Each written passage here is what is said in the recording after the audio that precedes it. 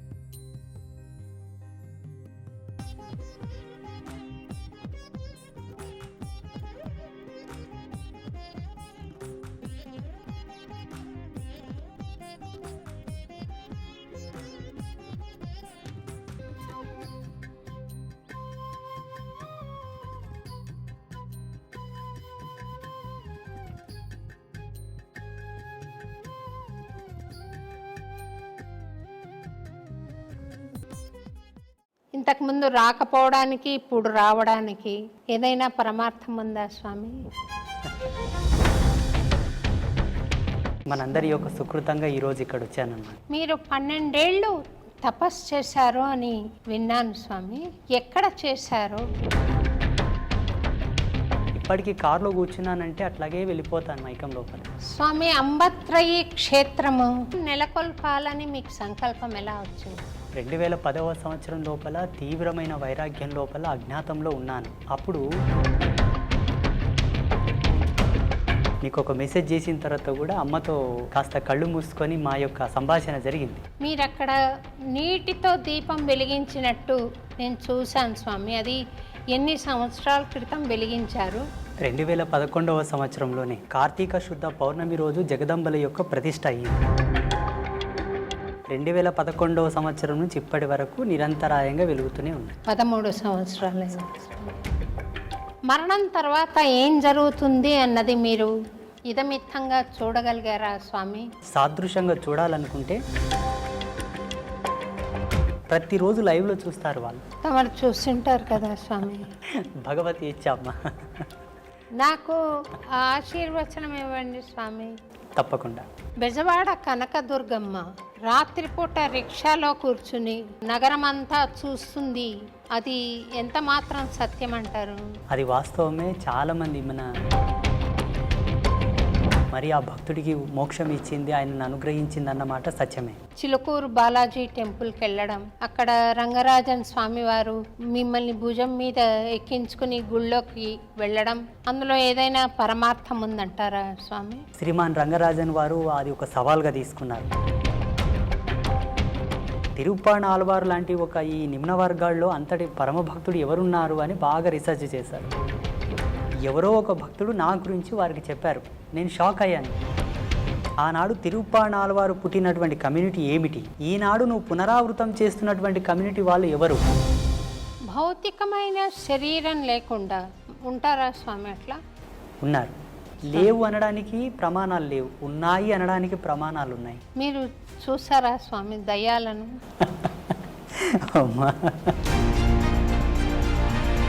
నాకు భావగోచరం ఉంది స్వామి.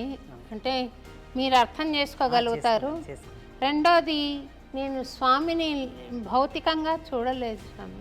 పరమాత్మని భౌతికంగా చూడాలన్న కోరిక ప్రపంచంలో అందరికీ ఉంది. ప్రత్యక్షంగా మనం చూడాలనుకుంటే మనలాగే. నాకు ఆ యోగం ఉందా స్వామి? పరమేశ్వరి ఇచ్చా. నేను చెబుతాను మీకు ఆ యోగం ప్రసాదించుటకు మీరు చూసుటకు గల భాగ్యం ఏంటన్నది ఇది ఆఫ్ అయిన తర్వాత చెప్తాను.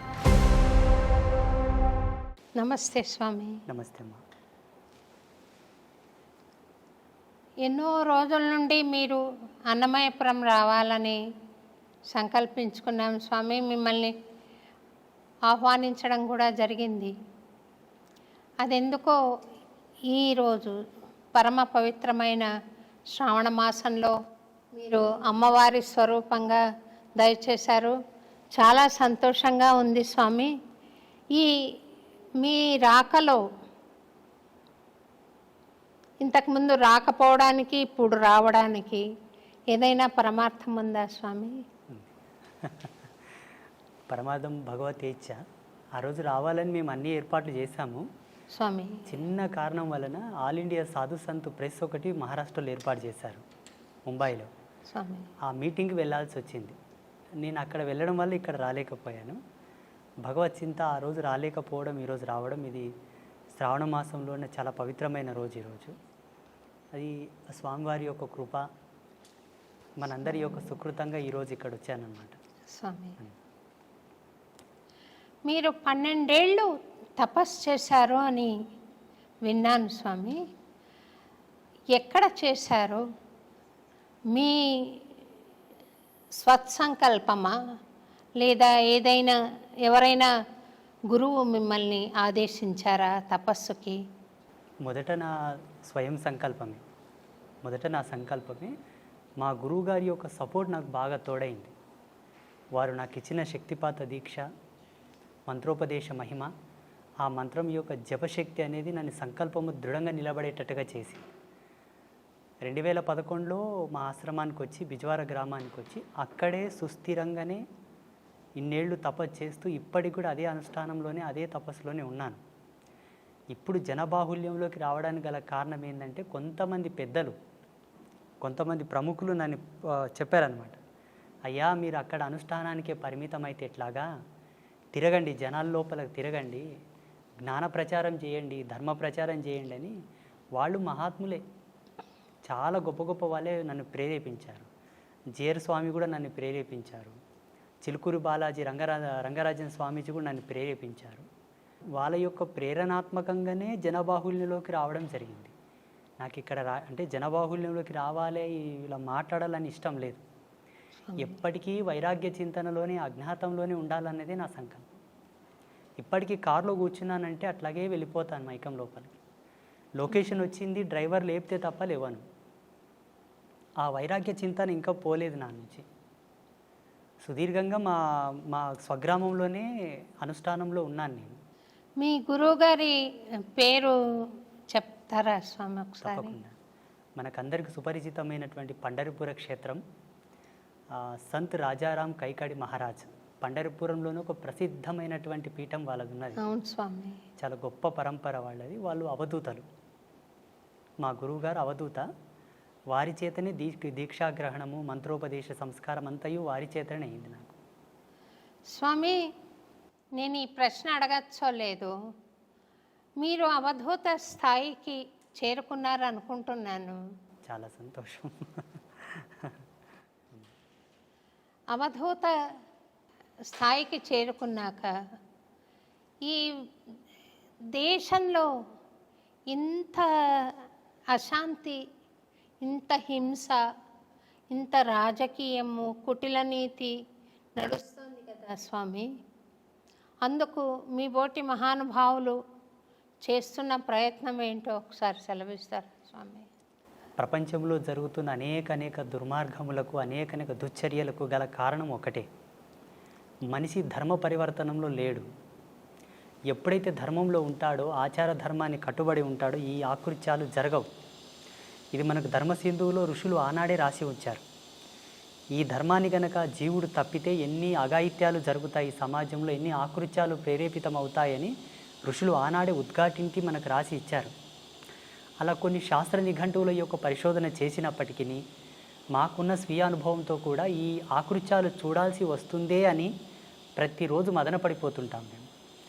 వీటిని అరికట్టడానికి, వీటిని నివారించడానికే సమాజంలోకి రావడం, అవగాహన సదస్సులు ఏర్పాటు చేయడం, ఈ సోషల్ మీడియా మాధ్యమంగా కూడా మాకు తోచినటువంటి జగన్మాత ఇచ్చిన జ్ఞానం చేత అందరినీ జ్ఞాన మార్గంలోకి తీసుకురావడం, ఇవన్నీ జరుగుతూ ఉన్నాయి. మా సంకల్పం ఒకటే, ధర్మం నిలబడాలి, సత్యమే సమాజంలో ప్రజ్వరిల్లాలి, ప్రతి ఒక్కరి యొక్క ఆభరణం కావాలి. కంఠాభరణం ఎలా ఉంటుందో అలా ఆభరణం కావాలి. అందరూ శాంతి కాముకులై సస్యశ్యామలంగా జీవించాలన్నది మా సంకల్పం. ప్రతిరోజు జపము అయిపోయిన తర్వాత, అంగన్యాస కరన్యాసములన్నీ అయిపోయి, ఉపాసన బలం అంతా అయిపోయిన తర్వాత మంత్రక్షితలు అదే దిశగా వదులుతాను నేను. అమ్మా జగజ్జనని, ఈ సమాజంలో సుస్థిరమైనటువంటి శాంతిని నెలకొల్పమ్మా, నా బోటి వాళ్ళు చేసేటటువంటి ఈ యొక్క సంకల్ప శక్తి సత్యమైతే అది నెరవేరుగాక అని అమ్మకు ఆదేశం ఇస్తాను ప్రతిరోజు. ఆ అమ్మ యొక్క ఆశీర్వాదం, భగవత్ సంకల్పం, భగవంతుడు తలంచిన ఎడల అది ఎంత పని. మేము ఉడతా భక్తిగా ప్రతిరోజు అదే సంకల్పం చేస్తూ ఉంటాం. యజ్ఞం చేసినా, అర్చన చేసినా, భగవత్ కైంకర్యం ఏమి చేసినా కూడా ఉత్తర సంకల్పం అదే. స్వామి, అంబత్రయి క్షేత్రము నేను కూడా దర్శించుకున్నాను. మీరు చక్కటి ఆశీర్వాదం ఇచ్చి పంపించారు. ఆ క్షేత్రం నెలకొల్పాలని మీకు సంకల్పం ఎలా వచ్చింది? 2010వ సంవత్సరం లోపల తీవ్రమైన వైరాగ్యం లోపల అజ్ఞాతంలో ఉన్నాను. అప్పుడు జగదంబ యొక్క ప్రేరణ మేరకు ఒక దర్శనం వచ్చింది నాకు. ఒక స్పృహణ కలిగింది, ఒక ప్రేరణ. ఆ ప్రేరణ ఏంటని 3 రోజులు మదనపడ్డాను నేను. ఏంటి నాకు ఈ దర్శనం వచ్చింది, ఏంటి దీని విశ్లేషణ ఏంటని. ఒక మహనీయుని ఆశ్రయిస్తే ఆయనతో చర్చ జరిపాను నేను. అయ్యా, నేను జపంలో కూర్చున్నప్పుడు నాకు ఇలా కళలు వస్తున్నాయండి, అందరికి అర్థం కావాలని కళలు వస్తున్నాయండి అని చెప్పాను. అవి కళలు కాదు నాయన, నువ్వు చేసే జపము యొక్క తార్కాణం, నిదర్శనపు సూత్రములు. అవి రావడానికి గల కారణం లోక కళ్యాణమే. నీ చేత ఇది జరగనున్నది అని వారు నాకు మొత్తం వివరించి చెప్పారు. నేనేం చేయగలను? నేను దేశంగాని దేశంలో ఉన్నాను, అనగా మహారాష్ట్రలో ఉన్నాను. కూలి పని చేసుకుంటూ ఉన్నాను. నేను ఏం చేయగలను? పొద్దునుంచి సాయంత్రం వరకు కష్టపడితే 100 రూపాయలు ఇస్తారు. ఈ నా జీవన భృతితో నేను ఏమి సాధించగలనని వారిని అడిగాను. ఉత్తర క్షణమే వారు నాకు ప్రేరణ ఇచ్చారు. మీ తల్లిదండ్రులతో నేను మాట్లాడతాను, నువ్వు ఇక్కడి నుంచి వెళ్ళిపో, మీ స్వగ్రామంలో నీ వల్ల జరిగే ఉన్నాయి, నువ్వు వెళ్ళిపో అని నన్ను ఆదేశించారు. అప్పటికి నేను కొంత డబ్బు తీసుకొని ఒక వ్యక్తి కిందకు పని చేయడానికి పోయాను. ఆయన నన్ను వదలరాయి. నా డబ్బు తీర్చే వరకు నువ్వు ఎలా పోతావని ఆయన అంటాడు. మా తల్లిదండ్రులు ఆయనను వేడుకొని నన్ను పంపించారు ఇక్కడ బిజ్వార గ్రామానికి. ఇక్కడ వచ్చి 6 నెలలు తపస్సు చేశాను. మళ్ళీ అనుష్ఠానమే. 2011వ సంవత్సరం లోపల ఇలా అమ్మవార్లను స్థాపించుకొని ఒక చిన్నపాటి కుటీరం ఏర్పాటు చేసుకొని అక్కడి నుంచి నీ అనుష్ఠానమును కొనసాగించు, అది జగత్ ప్రసిద్ధమవును అని చెప్పేసి ఒక ఆదేశం. ఇప్పటికీ ఈరోజు అన్నమాయపురానికి రావడానికి గల కారణం, ఆ రోజు నిన్ను ధ్యానామృతంలో కూర్చున్నప్పుడే వచ్చింది, నువ్వు ఈరోజు పోలేవు అని. వాస్తవంగా ఏదో ఒక ఫోన్ రావడం, నేను అక్కడ పోవడం, మిమ్మల్ని చాలా బాధ పెట్టాను. లేదు స్వామి, లేదు స్వామి, మీరు రావాలన్న ఒక తీవ్రమైన సంకల్పం తప్ప నాకు బాధ ఏం లేదు స్వామి. మీరు స్వామి రాలేదే, స్వామి రావాలి అని ఒక కోరిక తప్ప, ఒక ప్రార్థన తప్ప అన్యథా నేను భావించలేదు. మీ జ్ఞానం నాకు తెలుసు, మీ స్థాయి నాకు అంతో ఇంతో దర్శనం అవుతోంది స్వామి. మీ తపశ్శక్తి తెలుసు కాబట్టి మీ ఆశీర్వచనం కావాలన్న సంకల్పంతోనే మిమ్మల్ని ఆహ్వానించడం జరిగింది. నిన్న రాత్రి మీకు మెసేజ్ చేసిన ఉత్తర క్షణమే నేను అప్పటికే అనుష్ఠానంలో ఉన్నాను. మీకు ఒక మెసేజ్ చేసిన తర్వాత కూడా అమ్మతో కాస్త కళ్ళు మూసుకొని మా యొక్క సంభాషణ జరిగింది. మీరు అక్కడికి వెళ్ళడానికి గల బలమైన కారణం ఒకటి ఉన్నది. భగవంతుడు అన్ని విధాలా ఒకరిని పరిపూర్ణుడు చేయడానికి కొన్ని సంకల్పాలు ఇస్తాడు. ఆ సంకల్పానికి నాందియే మీరు అన్నమయపురం వెళ్ళడం నాన్న, నువ్వు వెళ్ళాలి అని చెప్పారు. అక్కడ స్టార్ట్ అయిన ప్రయాణం ఇక్కడనే ఆగింది. సంతోషం స్వామి. అమ్మవారు మీకు ఇక్కడికి రావడానికి మీకు పర్మిషన్ ఇవ్వడానికి కారణం చెప్పారు స్వామి. పరిపూర్ణత్వం సిద్ధించడానికి మీరు దయచేయాలి అని. మరి అందుకు మీరు రావడం ఒకటేనా, ఇంకేదైనా సెలవిస్తారా స్వామి? తప్పకుండా. నేను రాత్రిలోనే అమ్మతో కొంత కుశల ప్రశ్నలు సలిపానమాట. సంగీత, సాహిత్య, వాగ్గేయ ధర్మం లోపల ఉండేటటువంటి కొన్ని కళలు, ఆ ప్రత్యేకతలు వారిలో ఉన్నాయి నాయన. వారు సారస్వతమైనటువంటి ధర్మంలోనే జన్మించారు. వారి యొక్క అనుగ్రహ ప్రేరణాత్మకమై మీరు వెళుతున్నట్టే. నువ్వు వెళ్ళటం లేదు, నీ వెంబడే ఛాయారూపకంగా నేను వస్తున్నాను. ఆ ఆదర్శ దంపతులను పావనం గల చేసి నా మాటగా వాళ్ళకి ఆశీర్వచనం మొసంగి రండి అని చెప్పారు కాబట్టి నేను వచ్చాను ఒక దూతగా. సంతోషం. ఆ ముగ్గురమ్మల యొక్క దూతగా వచ్చాను. సంతోషం. తప్పకుండా మీరిద్దరు దంపతులు అనుగ్రహిస్తారు, భగవత్ కృప పొందినట్లే లెక్క. మీరు అన్నారు స్వామి, మీరు అవధూత తత్వంలో ఉన్నానన్నారు. అది మీ మనస్సు. ఆ తత్వంలో నేనుంటే ఆ జగదంబ మిమ్మల్ని తప్పకుండా పావనం చేస్తుంది స్వామి. ముగ్గురమ్మలు అంటున్నారు కదా స్వామి, లక్ష్మి, పార్వతి, సరస్వతి అమ్మవారు. ముగ్గురు శక్తుల్ని ఏకం చేసి అక్కడ ప్రతిష్ట చేశారు కదా స్వామి.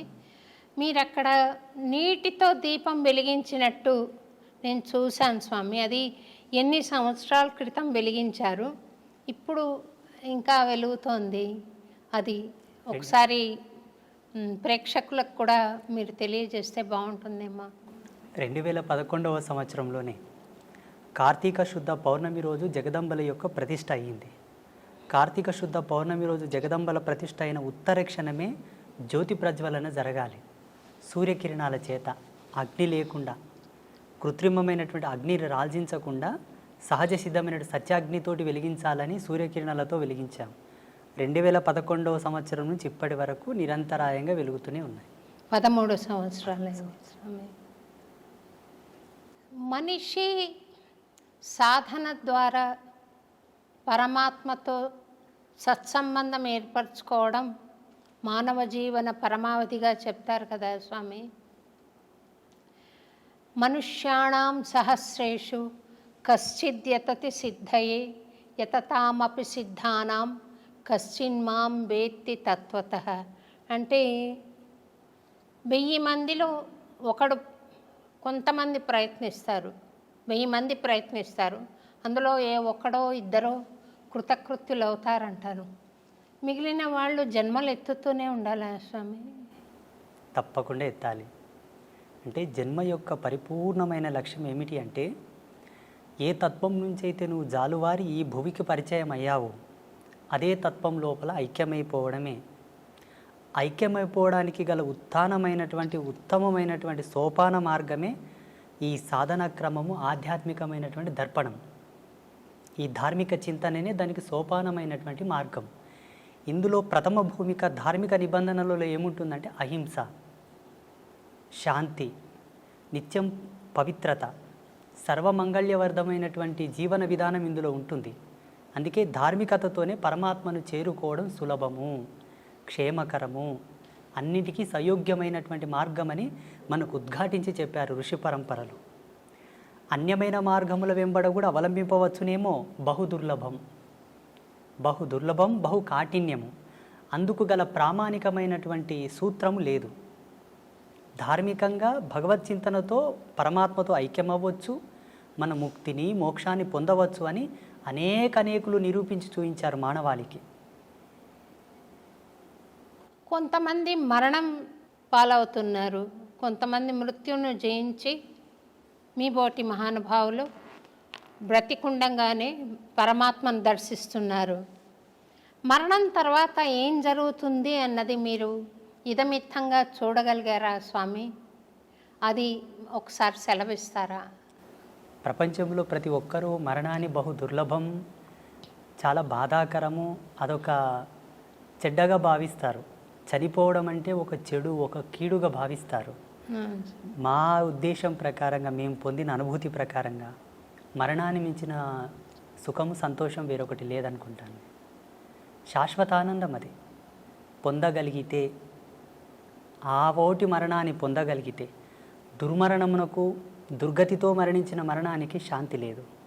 అది యాతన, బహు కాఠిన్యమైనటువంటి యాతన. అది తగదు జీవుడికి. జీవుడికి ఎప్పుడే కానీ ఇచ్ఛామరణ సంసిద్ధి కలిగినా, భగవత్ ప్రేరణతో మరణ సంసిద్ధి కలిగినా అందుకు మించిన శాంతి వేరొకటి లేదు.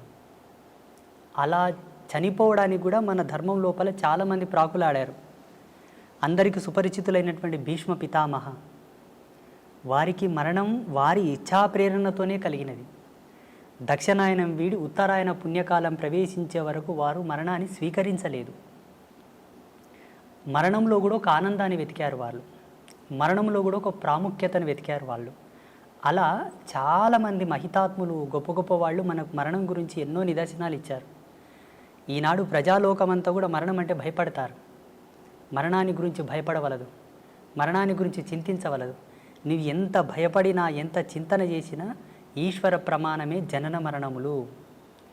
ఎలా మరణిస్తున్నావన్న దశని గురించే మనం ప్రాకులాడాలి. అన్ని ధర్మాలకు కట్టుబడి, అన్ని ఆచార ధర్మాలకు నువ్వు కట్టుదిట్టమై ఉండి నడిస్తే తప్పకుండా సహజమైన మరణం, శాంతి మరణం, ఇచ్ఛామరణమే సంభవిస్తుంది. జీవుడు కాళ్ళు చేతులు గట్టి ఉండగా తనదైన విద్వత్తును విజ్ఞానాన్ని కోల్పోయి ధర్మాన్ని విస్మరించి నడిచిన నాడు అకాల మృత్యువులే సంభవిస్తాయి. మరణం శాంతంగా హాయిగా ఆస్వాదించడానికి అలవు కానంత అద్భుతంగా ఉంటుంది. మేము ఆస్వాదించాము దాన్ని. జీవుడు మరణించిన తర్వాత ఏమవుతాడంటే జీవించి ఉండగా తాను చేసినటువంటి ధర్మాన్ని అనుసరించి ధర్మమా అధర్మమా ఆయన జీవన ప్రయాణం అంతయు కూడా భగవత్ సంకల్పానికి దగ్గరగా ఉన్నదా దూరంగా ఉన్నదా ఈ యొక్క బేరీజును పట్టుకొని ఆయన మరణించిన తర్వాత యాతనా శరీరంతో ఉండాలా లేకపోతే సుఖశాంతులతో ఉండే శరీరంతో ఉండాలని డిసైడ్ అవుతుంది. భగవంతుని నమ్ముకొని భగవంతుని యొక్క సేవ చేసుకొని భగవత్ తత్పరతతో జీవించిన వాళ్ళు ఎవరు కూడా యాతన అనుభవించలేదు. భావి తరాలలో అనుభవించబోరు, ఇక ముందు ఎవరు కూడా అనుభవించలేదు. ఎవరైతే భగవంతుని దూషిస్తున్నారో హరిభక్తులను శివభక్తులను దైవీ తత్పర సంపన్నులను దూషిస్తున్నారో వారికి తప్పకుండా మరణానంతరం బహు దుర్లభమైనటువంటి యాతన ఉంటుంది. ఈరోజు ఏదో కొంచెం చదువుకోగానే అంత తెలివి రాగానే దేవుడు లేడు, ఇవన్నీ మూఢనమ్మకాలు చాదస్వం, వీటిని నమ్మకూడదు, వీటి వల్ల టైంపాస్ అంటున్నారు చూసారా, వారందరికీ కూడా మరణం తర్వాత అది వర్ణించశక్యం కానటువంటి సందర్భం అన్నమాట. మనిషి శరీరం భౌతికంగా మనం చూస్తున్నాం కదా, అందులో మళ్ళీ ఒక సూక్ష్మ శరీరం ఉంటుంది, ఒక కారణ శరీరం ఉంటుంది, ఒక మహాకారణ శరీరం ఉంటుంది అని చెప్తారు కదా. ఆ నాలుగింటిని విడివిడిగా చూడడానికి సాధ్యపడుతుందా స్వామి? అది యోగ సంధాన కర్తృత్వంతోనే సాధ్యమవుతుంది. ఆధ్యాత్మికమైనటువంటి పూజలు వ్రతాలు నోములు జపతపాదులన్నీ కొన్ని ప్రామాణికమైన సూత్రావళి పైన నడుస్తాయి. జీవుడికి కొన్ని అనుభవాలు తెచ్చిపెడతాయి. మీరు అనుకున్నటువంటి అనుభవాన్ని తార్కికంగా సాదృశ్యంగా చూడాలనుకుంటే యోగ మూలాలను అవలంబించాల్సి ఉంటుంది. ఇప్పుడు హిమాలయస్లో చాలామంది యోగులు ఉన్నారు. వాళ్ళు మీరు చెప్పినటువంటి ఈ అవస్థలు ఏవైతే ఉన్నాయో ప్రతిరోజు లైవ్లో చూస్తారు. వాళ్ళు సూక్ష్మ భౌతిక ఆది భౌతిక ఆది దైవిక ఈ 4 అవస్థలను వాళ్ళు సశరీరంగా లైవ్లో ఎప్పటికప్పుడు వాళ్ళు సవరించుకొని చూస్తూ ఉంటారు. వాటికి యోగ మూలాలు అవసరం, కొంత కఠినాత్మకమైనటువంటి తపశ్చర్య కూడా అవసరం వాటి కోసం. ఆ రుచి అనుభవం ఆ ప్రేరణ ఉన్నవాళ్ళు చూశారు. తమరు చూస్తుంటారు కదా స్వామి. భగవతి ఇచ్చామ్మ. నాకు ఆశీర్వచనం ఇవ్వండి స్వామి. తప్పకుండా. ఒక రకమైన అనుభూతి కలుగుతోంది, కానీ ప్రామాణికంగా నేను దాని గురించి ఇతరులకు చెప్పలేను. నాకు స్వానుభవైక వేద్యంగా ఉంది. అదేంటో అర్థం కాని తనంలో నేను అనుభవిస్తున్నాను స్వామి.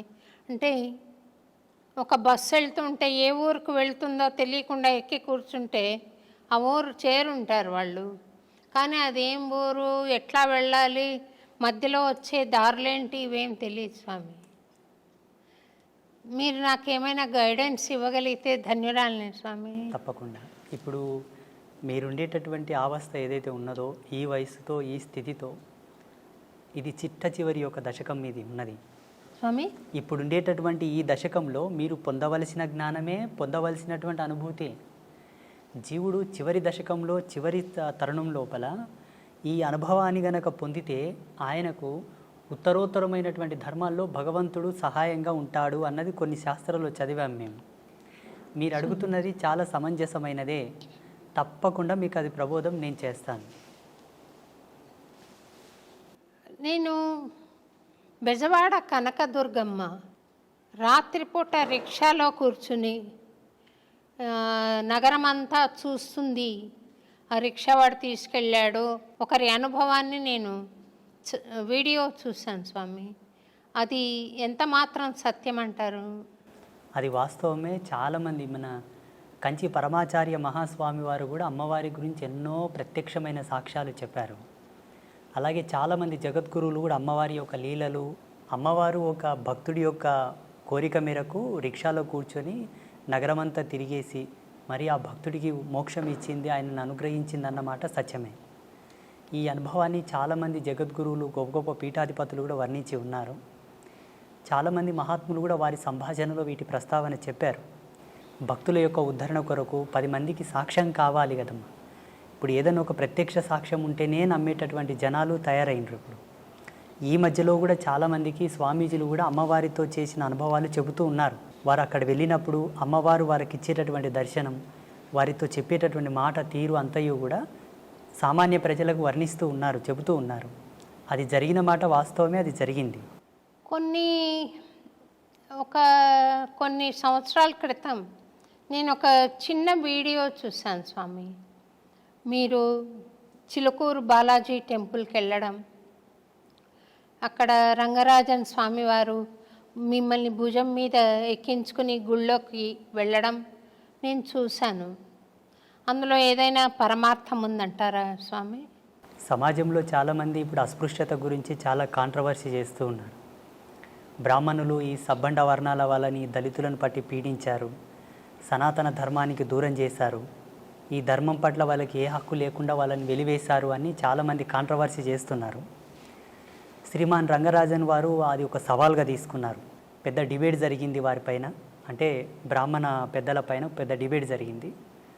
అట్లేం లేదండి, మా బ్రాహ్మణ సమాజంలో కూడా ఈ ఎవరైతే నిమ్న వర్గాల వాళ్ళు ఉన్నారో వాళ్ళని హక్కున చేర్చుకున్న మహనీయులు చాలామంది ఉన్నారు. 2700 సంవత్సరాల క్రితం శ్రీరంగ క్షేత్రంలో జరిగినటువంటి ఒక అద్భుతమైన ఘట్టాన్ని వారు వివరించారు. అక్కడ ఉండేటటువంటి కొంతమంది పెద్దలు ఎప్పుడో జరిగింది చెబుతావేంటయ్యా, ఇప్పుడు ఏమైనా చేసేవాళ్ళు ఉన్నారా, ఇప్పుడు ఏమైనా చేరదీసేవాళ్ళు ఉన్నారని ప్రశ్నించారు. అయ్యో ఎందుకు, నేనున్నాను కదా, నేను చేస్తానని వారు ముందుకొచ్చారు. అక్కడ 2700 సంవత్సరాల క్రితము జరిగినటువంటి అద్భుతమైన ఘట్టాన్ని పునరావిష్కృతం చేస్తూ శ్రీమాన్ రంగరాజన్ గారు జియాగూడ రంగనాథ స్వామి దేవాలయం లోపల వారు చాలా వరకు శోధించారట. ఆ రోజు లోకసారంగముని తిరుప్పాణ ఆల్వార్ అని ఒక ఆల్వారుని భుజాల మీద ఎత్తుకున్నాడు. తిరుప్పాణ ఆల్వార్ లాంటి ఒక ఈ నిమ్న వర్గాల్లో అంతటి పరమభక్తుడు ఎవరున్నారు అని బాగా రీసెర్చ్ చేశారు. ఎవరో ఒక భక్తుడు నా గురించి వారికి చెప్పారు, అయా ఒక ఆయన ఉన్నాడు, ఫలానా విజవార గ్రామంలో, వయసు చిన్నదే, తన వరకు తను ఒక చిన్న కుటీరం ఏర్పాటు చేసుకొని రోజు తపస్సు పూజలు చేస్తూ ఉంటాడు, మీరేమన్నా వారిని సంప్రదించండి అంటే వారు నాకు ఫోన్ చేశారు. నేను ఇట్లా రంగరాజన్ పంతుల్ని మాట్లాడుతున్నాను, మీరు ఒకసారి హైదరాబాద్ రావాల్సి ఉంటుంది, పలానా కార్యక్రమం చేస్తున్నాము అన్నారు. నాకు దాని గురించి ఏం తెలియదు. అయ్యో తప్పకుండా వస్తానండి అన్నాను. అప్పటికి నేను ముంబైలో ఉన్నాను, మా గురువుగారి పీఠంలో ఉన్నాను. ఆ ప్రోగ్రామింగ్కి సరిగ్గా అదే రోజు సికింద్రాబాద్ రైల్వే స్టేషన్లో ట్రైన్ దిగి అటు నుండి సీదా జియాగూడ రంగనాథ స్వామి దేవాలయానికి వెళ్ళాను. అక్కడ వెళ్ళగానే చాలామంది పండితులు, విప్రోత్తములు, బ్రాహ్మణులు, మంగళ వాయిద్యాలు ఎంతోమంది కూర్చొని ఉన్నారు, కెమెరాలు ఉన్నాయి, మీడియా వాళ్ళు ఉన్నారు. నేను షాక్ అయ్యాను. అక్కడ ఆ సమయంలో వారు చేసినటువంటి ఘట్టమే మునివాహన సేవ. వాస్తవంగా వారు ఒక ఆదేశాన్ని, భగవత్ ఆదేశాన్ని, చిలుకూరి బాలాజీ స్వామి వారి యొక్క ఆదేశాన్ని స్వీకరించే ఈ ఘట్టము చేశారని నేను భావిస్తాను. మొత్తం సమాజానికి ఒక అద్భుతమైన మెసేజ్ అది. ఏంటి, మనసు పరిమళించి స్వీకరించగలిగితే ధర్మాన్ని ఎవరైనానూ స్వీకరించవచ్చు. అలా స్వీకరించలేని పక్షాన భగవంతుడు ఏం చేయదు, ధర్మం కూడా ఏం చేయదు కదా. ఆ కోణంలో అందరికీ ఒక మంచి మెసేజ్ పోవాలని చెప్పి వారు ఆ కార్యక్రమం చేశారు. స్వామి, అయితే స్వామి, ఒక స్వాముల వారు ఆయన సాధనా సంపత్తి ద్వారా జ్ఞాన మార్గంలో ప్రవేశించి ఆయనకు ఆత్మజ్ఞానం కలిగిన తర్వాత ఆయనకు కులతత్వం ఏముంటుంది స్వామి? ఆయన బ్రహ్మర్షితో సమానం కదా స్వామి? ఉండదు. అంటే ఇక్కడ పరమహంస పరివ్రాజక తత్వం పొందినటువంటి మహనీయులకు ఏ విధమైన భేదము, భావన, చింతన, తన మన ఏవి ఉండవు. ఆ బోటి జ్ఞానులు సమాజంలో అందరూ ఉండి ఉంటే ఇంతటి ప్రశ్న, ఇంతటి సమాధానం మనకు అవసరం ఉండేది కాదు. సమాజంలో విభిన్నమైన భావాలు, విభిన్నమైన జీవన విధానాలు, విభిన్నమైనటువంటి ఆలోచన స్థితులతో ఉండేటటువంటి సమాజం ఇప్పుడున్న సమాజం. అందరికీ సమాధానం చెప్పగలిగేటటువంటి క్రియ ఒకటి జరగాలి. అందుకు పరమాత్మనే ఎందుకు ఆహుతి కాకూడదు? ఆ పరమాత్మ యొక్క భక్తుడే ఎందుకు సమిధ కాకూడదు?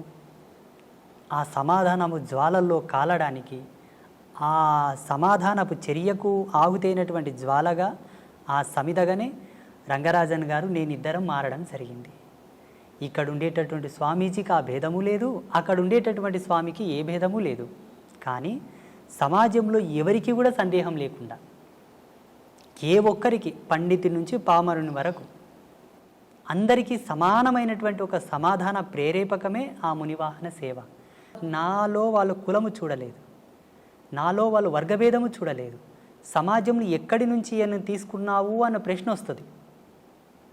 ఆనాడు తిరుప్పాణాళ్వారు పుట్టినటువంటి కమ్యూనిటీ ఏమిటి, ఈనాడు నువ్వు పునరావృతం చేస్తున్నటువంటి కమ్యూనిటీ వాళ్ళు ఎవరు? ఆయన భాగవతుడా, భక్తుడా, భగవంతుడా, స్వామీజీయా, సన్యాసియా పక్కన పెడితే వర్గీకరణ ప్రకారంగా దృశ్యంతో చూసేవాళ్ళు ఉన్నారు ఇప్పుడు సామాన్యులు. వారి కోరకై నన్ను ఎంచుకొని నన్ను వారు ఆ కార్యక్రమంలో స్వామివారే ముందుకు తెచ్చారు. మీరన్న భావనతో ఎక్కడ కూడా భేదం అక్కడ లేదు, నాలో లేదు, వారిలో లేదు. జనాలలో కోసం జనబాహుల్యంలో అది ఒక మంచి నిర్దేశకం కావాలి కాబట్టి వారు తీసుకోవడం జరిగింది. అంటే ఆదిశంకరాచార్యుల వారు మహాజ్ఞాన సంపన్నులైనా కూడా ఈ చిన్న భేదభావం వారిలో ఇంకా ఉందని సాక్షాత్తు ఆదిశంకరాచార్యుల వారే ఒక చండాలుడి వేషంలో వచ్చి అడ్డొస్తే తొలగమన్నారని.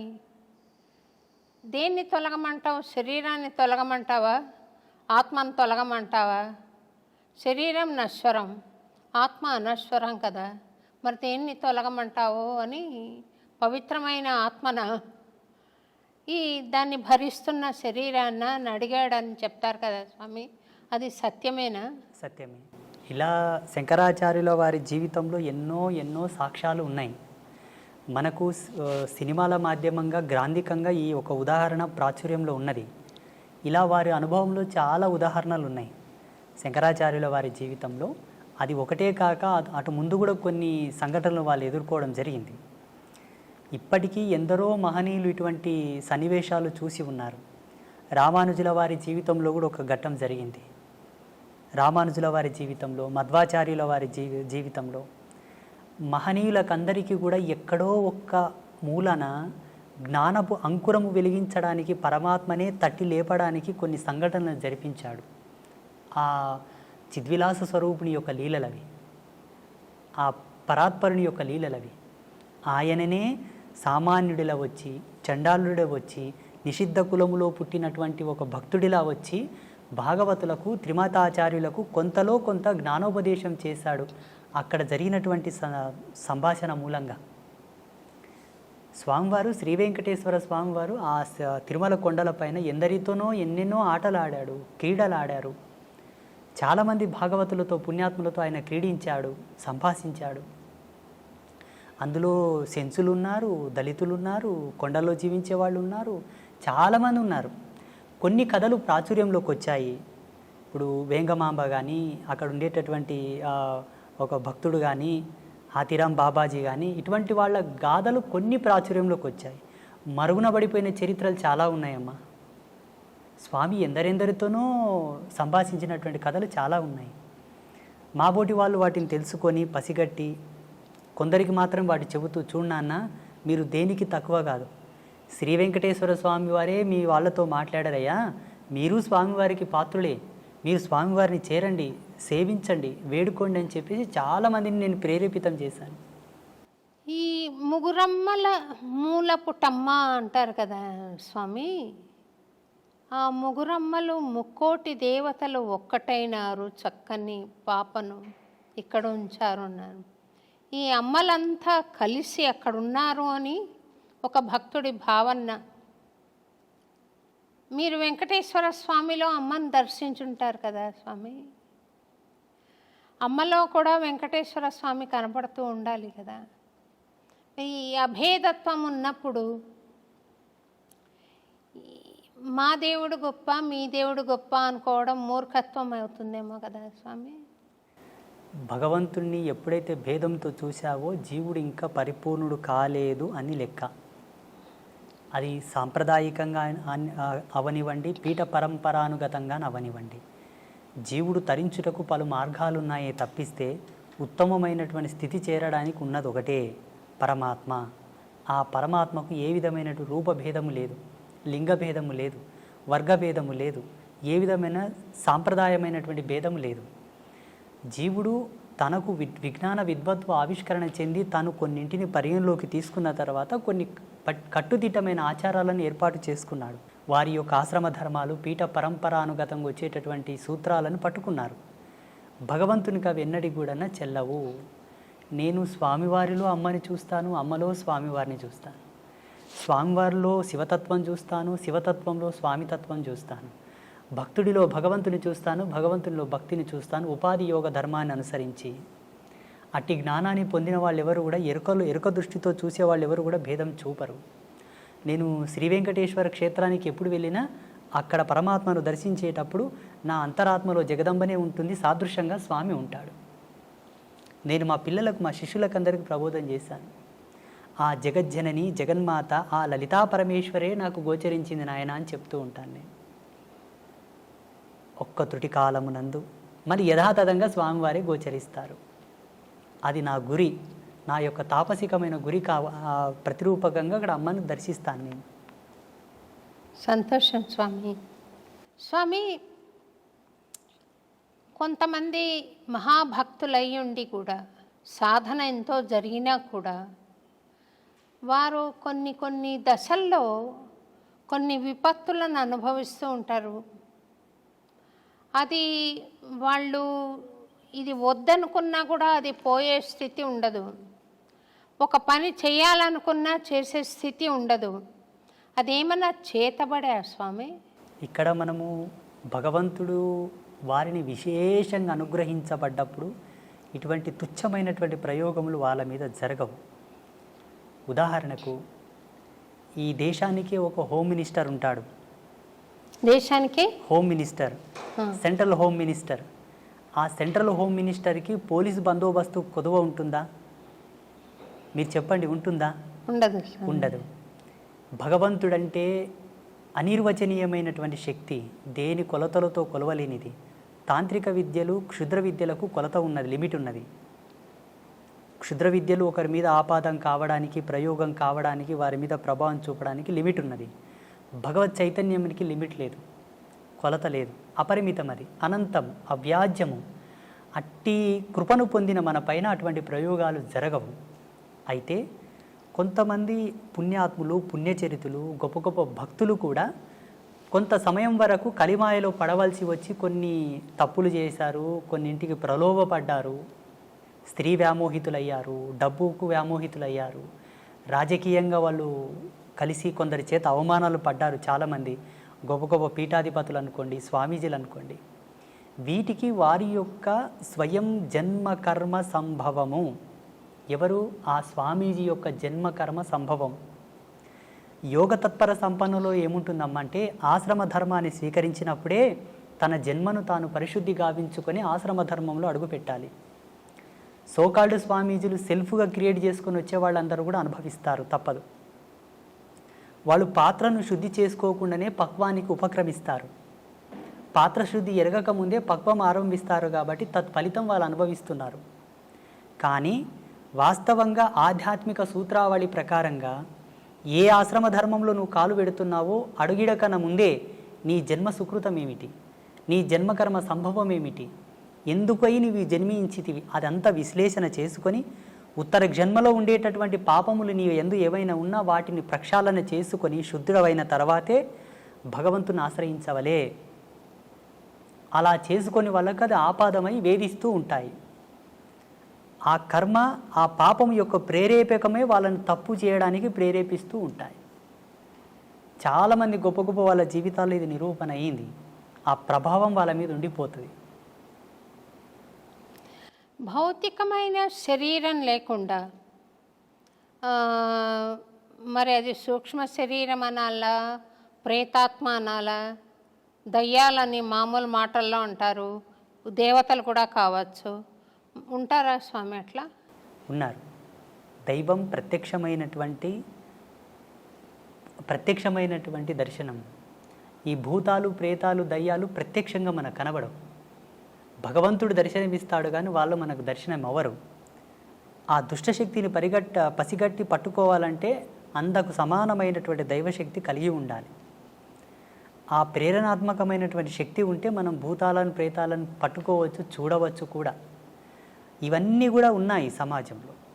లేవు అనడానికి ఆస్కారం లేదు, ఉన్నాయి అనడానికి ప్రమాణాలు ఉన్నాయి. ఆ ప్రమాణాలు వేటిపైన ఆపాదం అవుతున్నాయో మేము నిరూపించగలం. లేవు అనడానికి ప్రమాణాలు లేవు, ఉన్నాయి అనడానికి ప్రమాణాలు ఉన్నాయి. మీరు చూసారా స్వామి దయ్యాలను? అమ్మా నారాయణ, చూశాను. అంటే ఎందుకు మీ వద్దకు రావడానికి కారణం ఏంటి స్వామి? వాళ్ళకు కొన్ని వాళ్ళకు ఉండేటటువంటి స్వయం కోరికలు కొన్ని ఉంటాయి, స్వయం ప్రేరణలు కొన్ని ఉంటాయి.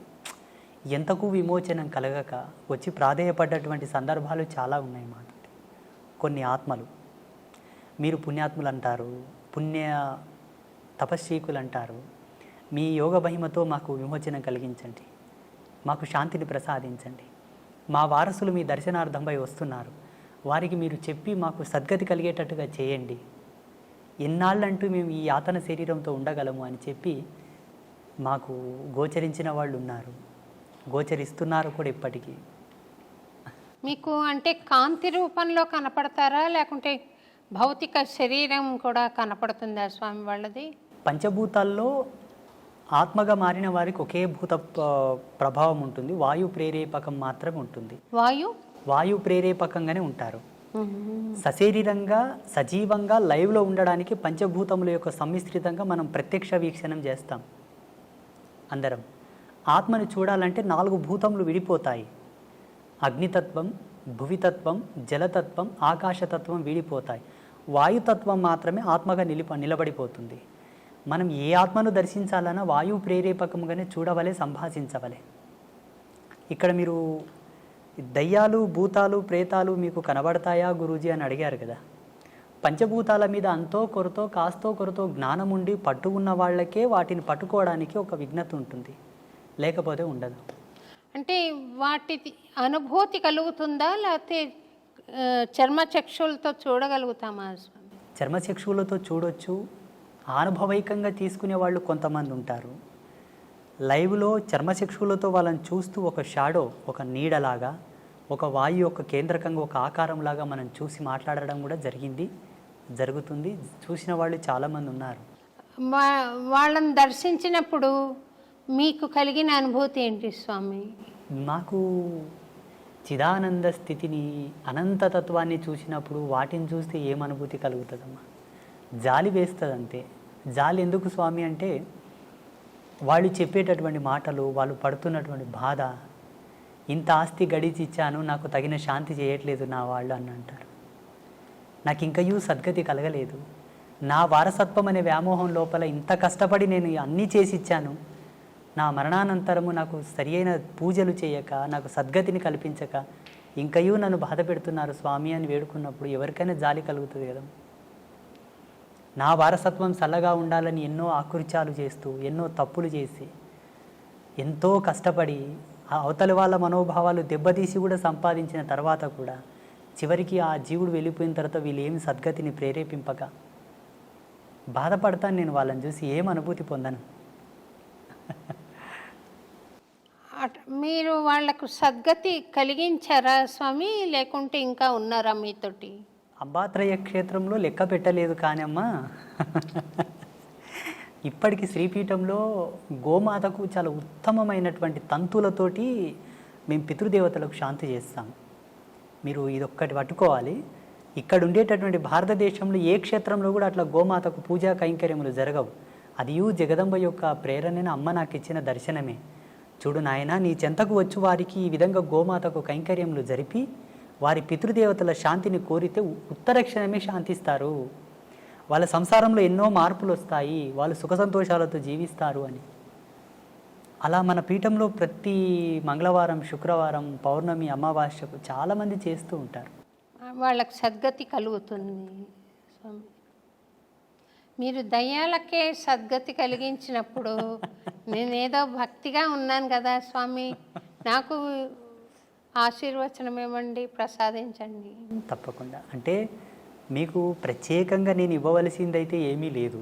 ఒక్కటి ఇవ్వగలను, ఒకటి మాత్రం ఇవ్వగలను. చెప్పండి.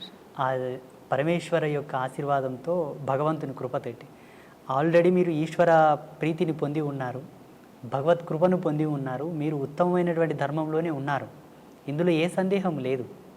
అంటే ఇంతకుముందే మనం కాఫీ తాగాం చిన్నగా.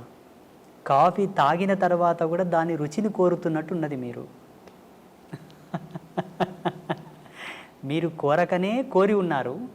కోరినను దాన్ని కోరనట్లుగానే భావించి మీరు కోరినటువంటి దాన్ని ప్రసాదించడానికి నేను అనుగ్రహిస్తాను. ఈ కెమెరా ముందొద్దు, అందరు పట్టుకుంటారు మళ్ళీ దాన్ని. అమ్మా స్వామి, అన్నమాచార్యుల వారు 32,000 కీర్తనలు స్వామి మీద రాసిన మహానుభావుడు స్వామి. ఆయనకు 16వ ఏట స్వామి దర్శనమైంది. అప్పుడు స్వామి ఆయనను, నీ తల్లితో పాటు నీ స్వగ్రామానికి వెళ్ళిపో, తాళ్లపాకకి, నువ్వు పెళ్లి చేసుకో అని ఆదేశం ఇచ్చాడని, రోజుకొక సంకీర్తన తక్కువ కాకుండా నా మీద పాడు నువ్వు అని చెప్పాడని చరిత్ర చెబుతుంది స్వామి. ఆ దర్శనం భౌతికంగా అన్నమాచార్యుల వారు చూసారా, లేక జ్ఞాన జ్యోతి స్వరూపమా?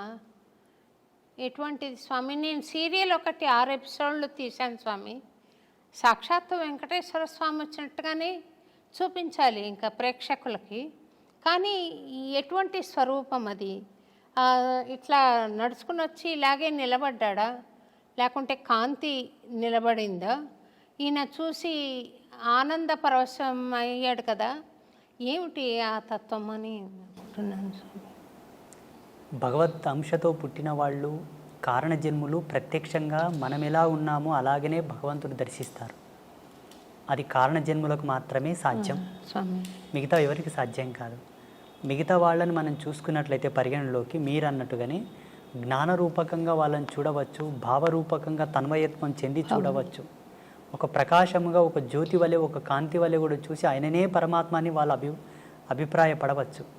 మీరన్నటువంటి అన్నమాచార్యులు ఎవరైతే ఉన్నారో, త్యాగరాజస్వామి, అన్నమాచార్యులు, కాళిదాసు లాంటి వాళ్ళందరూ భగవంతుని చక్షువులతో చూశారు, మాంసనేత్రంలో ముద్దతోనే చూశారు. ఇందులో సందేహం పడడానికి ఏం లేదు, మనకు అనుమానం పడడానికి కూడా ఏమీ లేదు. ఒకవేళ మన అనుభవానికి అది రాకపోవడం వల్ల అనుమానిస్తున్నామేమో. నాకు భావగోచరం ఉంది స్వామి, అంటే మీరు అర్థం చేసుకోగలుగుతారు. రెండోది, భగవాన్ మానుష రూపేణ అని ఎవరైనా వచ్చి ఇంతవరకు ఎప్పుడు మాట్లాడని మాట మాట్లాడడం, చేయని చేష్ట చేయడం నేను చూశాను, అనుభవించాను. ఇది మనిషి చేస్తున్నది కాదు, భగవంతుడు చేస్తున్నది అన్న సంకల్పం ఉంది. అయితే నేను ఆ మహాభక్తులందరూ చూసినట్టుగా స్వామి ఫ్లెష్ అండ్ బ్లడ్లో వచ్చి నిలబడిన దర్శనం నాకు అవ్వలేదు స్వామి. పాట పాడుకుంటున్నప్పుడు ఒక లౌకిక ఆనందం, ఒక లౌకిక అనుభూతి కలుగుతుంది. ఇంత శరీరం ఉండి కూడా ఈ స్పృహ ఉండదు. అంతవరకు నాకుంది, కానీ నేను స్వామిని భౌతికంగా చూడలేదు స్వామి. పరమాత్మని భౌతికంగా చూడాలన్న కోరిక ప్రపంచంలో అందరికీ ఉంది, జిజ్ఞాసులకు అందరికీ ఉన్నది ఈ కోరిక. నేను యావన్ ప్రజాలోకానికి మీకును ఒక సందేశం ఏమి ఇవ్వదలుచుకున్నానంటే, భగవంతుని ఇలా ప్రత్యక్షంగా మనం చూడాలనుకుంటే మనలాగే అందుకు సరిసమానమైనటువంటి ప్రమాణము మనలో ఉండగలగాలేమో నా అభిమతం ఇది. ఎలా? సంస్కారవంతమైన సంస్కరణతో కూడుకున్నటువంటి జన్మ అయి ఉండవలే, లేదా ఆయన ప్రేరణతో పుట్టినటువంటి కారణ శరీర జన్మనైనా ఉండి ఉండవలే. ఇవి రెండిట్లో ఏ ఒక్కటి ఉన్నా ఆయనతో మనం కుశల ప్రశ్నలు వేయవచ్చు, సంభాషించవచ్చు, మాట్లాడవచ్చు. అందుకు సరిసమానమైనటువంటి ధర్మం మనం ఉండగలగాలి, పాత్రత ఉండగలగాలి. అయితే ఇది చాలామంది ప్రేక్షకులు కానివ్వండి, మీరు కానివ్వండి, ఏమనుకుంటారంటే ఆ సందర్భం ఎప్పుడు, ఎలా వస్తుంది, ఎన్నవ ఏట వస్తుంది, ఎన్ని సంవత్సరాల తర్వాత వస్తుంది, ఏవి చేస్తే వస్తుంది అని అంటుంటారు. నేను నమ్మిన ధర్మం ప్రకారంగా, జగదంబ నాకు ఇచ్చిన జ్ఞానం ప్రకారంగా, ఎన్నో విద్యలతో, మంత్రతంత్రాలతో, యోగమూలాలతో, ఎన్నింటితో వేదాధ్యయన సంధానముతోటి కనుక మనం చేరలేము. ఒకదానితో చేరవచ్చు. మంచి సత్ప్రవర్తన, సత్యశీలత, ధర్మము, మంచి భక్తి, నిష్కల్మషమైనటువంటి భక్తి ఉంటే చాలు. అది అన్నమాచార్యుల వారి యొక్క మనసులో ఉన్నది కాబట్టి భగవంతుడు వచ్చి మాట్లాడాడు. ఏ విధముగానంటే దగదగ మెరిసే కనకమును పక్కన పెట్టిన అయస్కాంతం ఇనుమును మాత్రమే పట్టుకుంటుంది, కనకమును పట్టుకోదు. ఎందుకు పట్టుకోదు? బంగారు స్వభావం. బంగారు దేదీప్యమానంగా వెలుగుతూ ఉన్న ఏ ప్రకాశం లేని ఇనుమును మాత్రమే అయస్కాంతం పట్టుకుంటుంది, కనకమును పట్టుకోదు. ఎందుకు పట్టుకోదు? మన రాజసము, మన దర్పణము, మన మేడలు, మన బంగ్లా, మన కార్లు, మన బ్యాక్గ్రౌండ్ అంతా కూడా అక్కడ అయస్కాంతం కనకమును పట్టుకున్నట్లనే మనల్ని భగవంతుడు పట్టుకోడు. కాంతి లేకున్నను గుణధర్మాన్ని బట్టి అయస్కాంతం ఇనుమును పట్టుకున్నట్లనే భక్తుడి యొక్క చిత్తశుద్ధిని, స్వామి భక్తిని, సత్యనీరతిని, ఆయన సత్యశీలతను పట్టుకొని భగవంతుడు దిగివచ్చి వాళ్ళతో మాట్లాడతాడు, కౌగిలించుకుంటాడు. పండరిపుర క్షేత్రంలో సతీ సక్కుబాయి, తుకారం, నామ్దేవ్, ఏక్నాథ్ వీళ్ళందరూ కూడా భగవంతునితో కూర్చొని మాట్లాడారు. ఆయనకు గోరుముద్దలు తినిపించారు పాండురంగానికి. అక్కడ సజీవ సాక్ష్యాలు ఉన్నాయి పండరిపుర క్షేత్రంలో ఇప్పటికీ. నాకు ఆ యోగం ఉందా స్వామి? పరమేశ్వరి ఇచ్చా. ఈ కెమెరాల ముందు ఆ వెళ్ళమని చెప్పకూడదు. నేను చెబుతాను మీకు ఆ యోగం ప్రసాదించుటకు మీరు చూసుటకు గల భాగ్యం ఏంటన్నది ఇది ఆఫ్ అయిన తర్వాత చెప్తాను. నాకు ఇంతవరకు అయితే ఆ స్వామి నా తండ్రి కొడుకుగా భావించుకుంటాను స్వామి. మనకు గీతాచార్యుడు ఒక ప్రమాణం ఇచ్చాడు. అర్జున, చూడగలిగిన వారు ఎవరైనాను నన్ను చూడవచ్చు, చూడగల మనసుంటే చాలు, చూడగలగాలని ఒక ఆశ ఉంటే చాలు, అలా చూడవచ్చు అని. అప్పుడు ధృతరాష్ట్ర మహారాజు ఒక మాట అన్నాడు, ప్రభు నాకు చూసుటకు యోగ్యత లేదు, నేను అందుడను, నాకు చూపించండి తండ్రి అంటే తన శక్తిని ధృతరాష్ట్రునికి ఇచ్చి పరమాత్మ దర్శనం చేయించాడా లేదా? మీరు కోరుతున్నది ఒక ధర్మమే. ఇచ్చు యోగ్యులు ఎవరున్నానో మీకు ఆ ప్రసాదం ఇవ్వగలరు, ఆ దర్శనం చేయించగలరు. మీ అనుభవంలో అది చూసి ప్రజాలోకానికి మీరు మెసేజ్ ఇవ్వండి. ఫలానా శ్రీ శ్రీ శ్రీ ఆదిత్య పరాశ్రీ స్వామి నా జీవితంలో నేను కోరగా భగవంతుని నాకు దర్శనం గావించాడు అని మీరు సెలవియ్యండి. తప్పకుండా చెప్తాను స్వామి. ఇన్ని కెమెరా సాక్షిగానే ఇన్ని మంచి మంచి విషయాలు తెలుపుతున్నారు కదా స్వామి, తెలియజేస్తున్నారు. నేను చెప్పేది అవసరమా? వాళ్ళు నేను తెలుసుకుంటున్నానని చెప్పకనే తెలుసుకుంటున్నారు. కానీ నాకు దర్శనమైనప్పుడు మటుకు తప్పకుండా తెలియజేస్తాను స్వామి. నేను ఈ కెమెరా ఆఫ్ అవ్వగానే అందుకు సంబంధించిన మూలాలు నేను వివరిస్తాను మీకు. మీరు తప్పకుండా చేసుకుంటారు అన్న నమ్మకం నాకుంది. సంతోషం స్వామి. మీ లక్ష్యంగా అది మిగిలిపోయి ఉన్నది. స్వామివారు మమ్మల్ని ఇక్కడ పిలిపించారని నేను భావిస్తున్నాను. సంతోషం స్వామి. ఈ ఏమాత్రము భయము భక్తి లేకుండా నాకు ఇక్కడ కన్నా అక్కడ డబ్బు ఎక్కువ వస్తుంది, అక్కడ కన్నా అక్కడ డబ్బు ఎక్కువ వస్తుందని కొంతమంది స్వామి సేవకులు ప్రవర్తిస్తూ ఉంటారు స్వామి. నాకు ఒక స్టూడెంటు ఆ అమ్మాయి అడిగింది, స్వామిని చూసి భయపడలేదా స్వామి మేడం వాళ్ళు అని. ఎందుచేతనని ఇట్లా భగవంతుడు ఒక వ్యాపార వస్తువు అయిపోయినాడు? ఎందుచేత?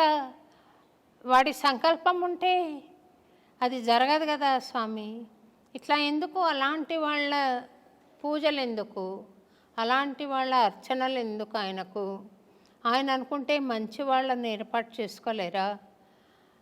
తిరుపతిలో ఏవేవో జరుగుతున్నాయని ఒక వినికిడి, ఎందుకు అలా జరిపించుకుంటున్నాడు?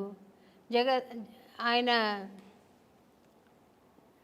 జగజ్జనకుడు, యావత్ ప్రపంచానికి చక్రవర్తి, విశ్వానికి చక్రవర్తి. ఆయన అనుకుంటే చేయలేనిదేముంది స్వామి? ఎందుకు ఈ జగన్నాటకము ఆడుతున్నాడు? దీనికి ఏమైనా పరమార్థం ఉందా? ఈ సృష్టికి ఒక కారణం ఉందా? ఎందుకు ఇలా జగన్నాటకం సాగుతోంది అనే దానికి. సమస్త జీవరాశుల యొక్క దాహం తీర్చేది జలం, నీళ్లు. శుద్ధమైనటువంటి నీళ్లతో కూడుకున్న ఒక కొలను ఉన్నది. ఆ కొలనులో అందరూ దాహం తీర్చుకోవలసిన ఒక అవకాశం ఉన్నది. మిగతా జీవరాశులు, మానవాళి అంతా కూడా. అందులో బుద్ధిమంతులు తగినన్ని నీళ్లు తాగి పక్కకొస్తారు. అజ్ఞానులు నీళ్లు తాగుటయే కాక కాళ్ళు చేతులు కడుక్కుంటారు. మూర్ఖులు కాళ్ళు చేతులు కడుక్కోవడం కాకుండా దాంట్లో ఈత కొడుతూ ఆ నీళ్లను ఒండ్రు చేసేసి ఎవరికి తాగకుండా పనికి రాకుండా చేసేస్తుంటారు.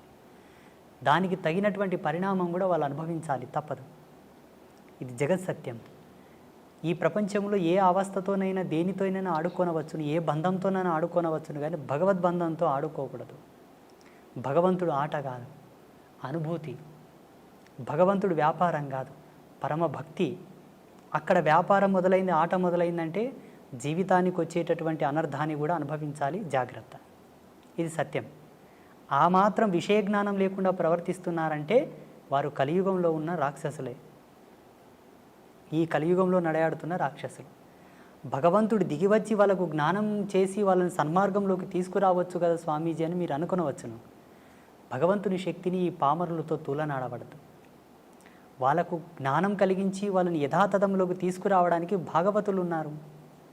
ఆయన సేవతో ఆయన నామాన్ని ప్రచారం చేస్తున్నట్టు పుణ్యాత్ములు ఉన్నారు. వాళ్ళు తీసుకురావాలి.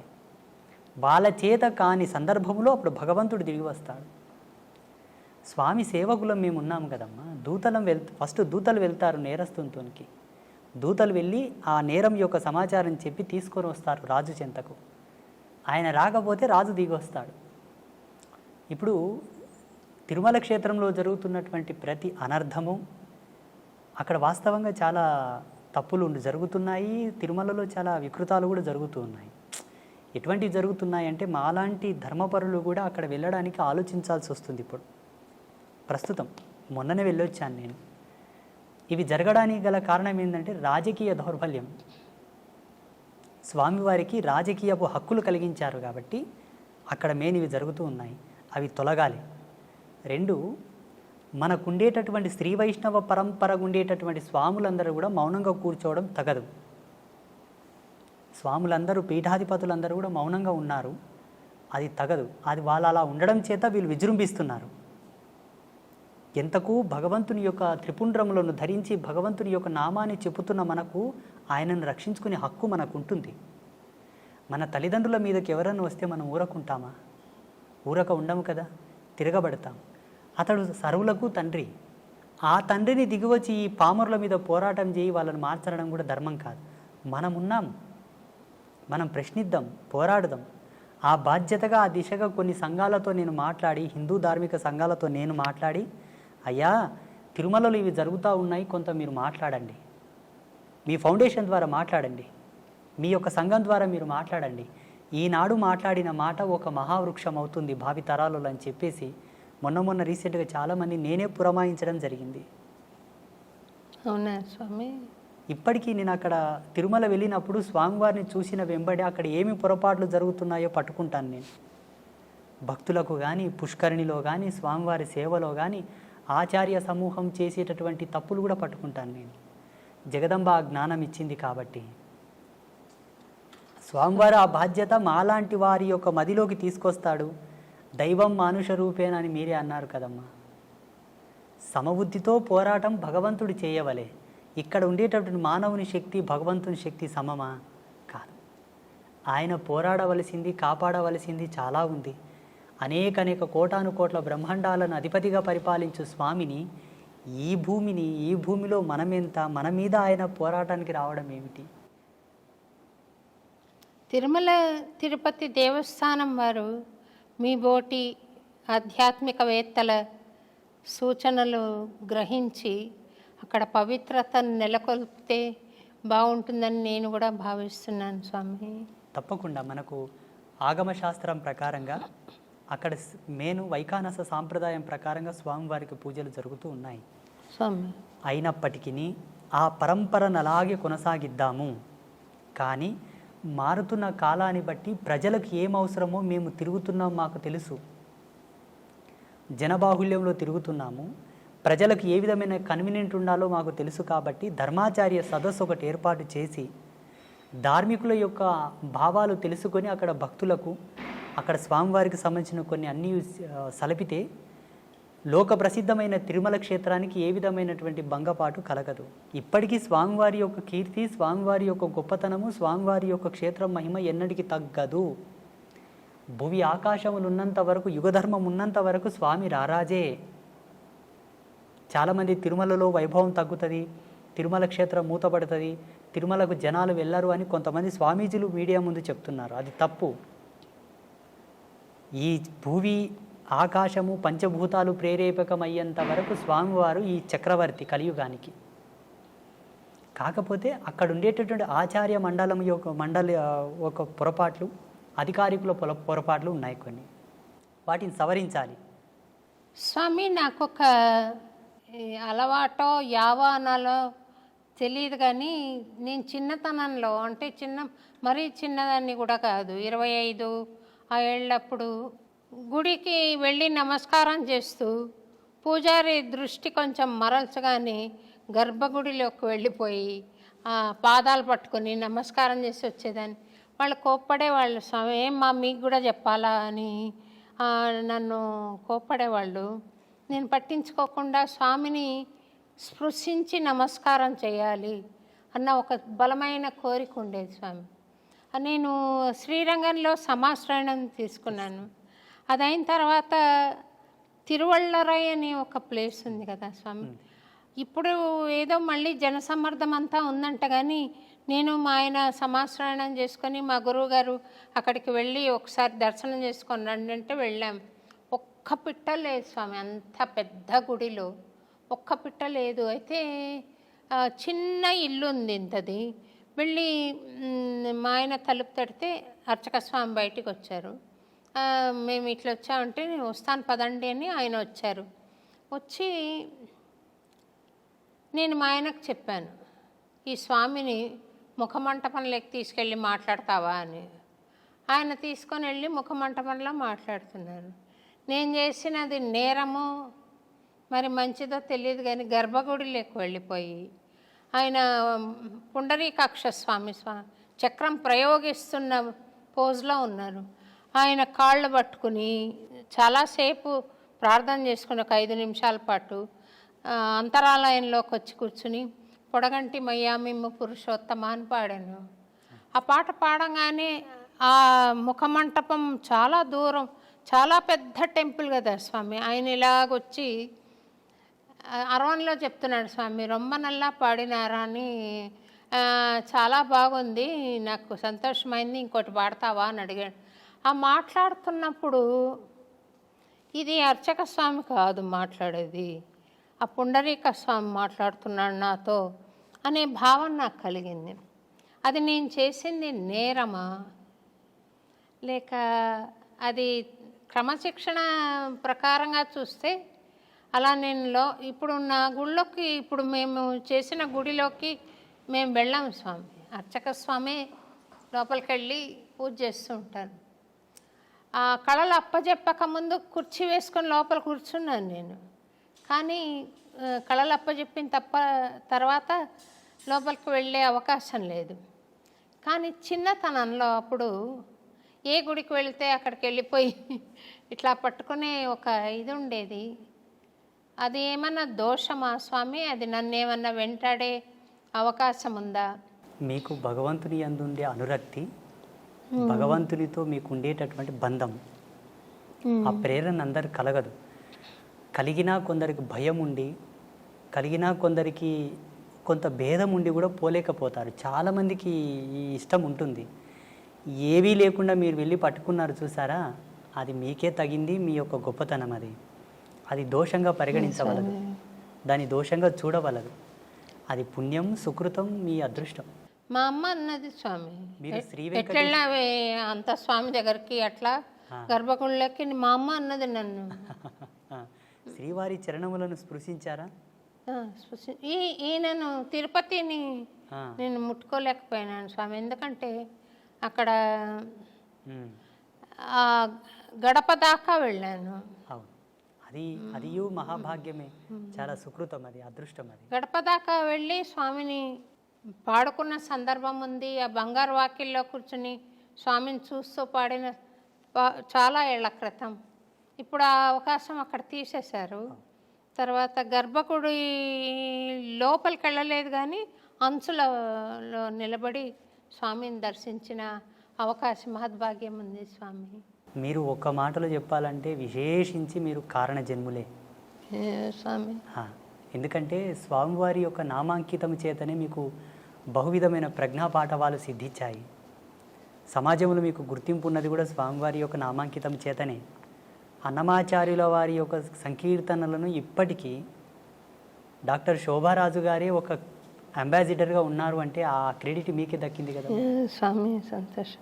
ఇప్పుడు ఎవరిని గొప్ప గొప్ప వాళ్ళని ఎవరిని అడిగినా సోషల్ మీడియా మాధ్యమంగా కూడా మిమ్మల్ని చూడాలనుకున్నప్పుడు స్వామివారి సంకీర్తనతోనే చూడాల్సి వస్తుంది. అది మీ అదృష్టం అమ్మా, మీ సుకృతం. సంతోషం స్వామి. ఈ అన్నమాచార్య భావనావాహిని పక్షాన మేము తరగతులు నిర్వహించడం, కార్యక్రమాలు ఇవ్వడం, ఉపశమన సంకీర్తనం అని ఎవరన్నా బాధలో ఉంటే మా ఖర్చులతోటే వెళ్ళి పాడడం అక్కడ. తర్వాత సంకీర్తన ఔషధం అని ఇలాంటి కార్యక్రమాలు చేస్తూ వస్తున్నాను స్వామి. ఇంకేదైనా స్వామి నాకు చెప్పాలనుకున్నది, ఇది చెయ్యి అని చెప్పాలనుకున్నది ఏదైనా ఉందా స్వామి? ఒక చిన్నది మీకు బాధ్యతగా మిగిలిపోయి ఉన్నది, ఒక్క కార్యం మిగిలిపోయి ఉన్నది. అది మీకు సెలవిస్తాను నేను. స్వామివారి ప్రేరేపకముగా అన్నమాచార్యుల వారి యొక్క ఆదేశానుసారంగానే నేను మీకు ప్రబోధం చేస్తాను. అది మీరు చేయగలరు, ఇక్కడే చేయొచ్చు, ఇక్కడ చేస్తారు. అది త్వరలోనే జరిపించేద్దాము. నేను ఉంటాను.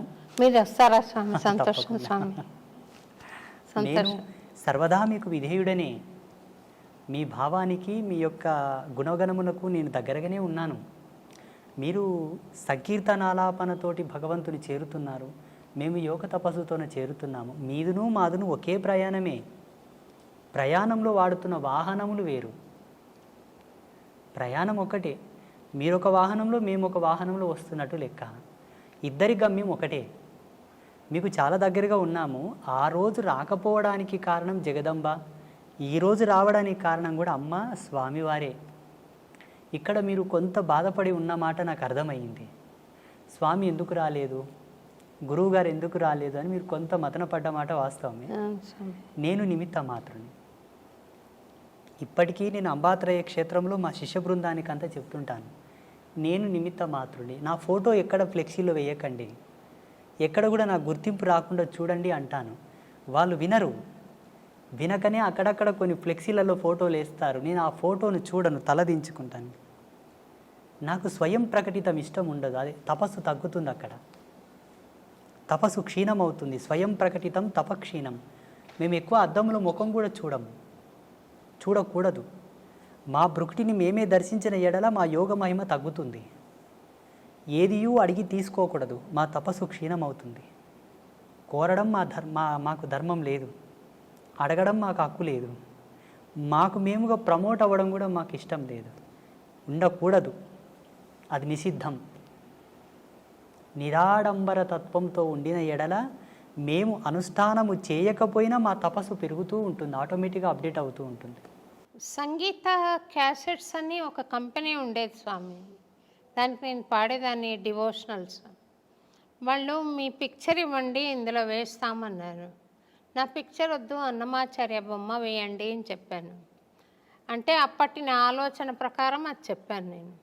చెప్తే మీ మీద ప్రేమతో మేము అడగట్లేదమ్మా పిక్చర్ ఇవ్వమని, మాకు వ్యాపారం కావాలి, మాకు తప్పకుండా ఉంటే తప్ప ఫలానా సింగర్ అని మాకు ఉంటే తప్ప మాకు వ్యాపారం జరగదు అని అన్నారు. అయినా నేను ఆ క్యాసెట్ పిక్చర్ ఇవ్వకుండానే విడుదల చేశారు. తర్వాత వాళ్ళు పట్టుబట్టి అది వేశారు.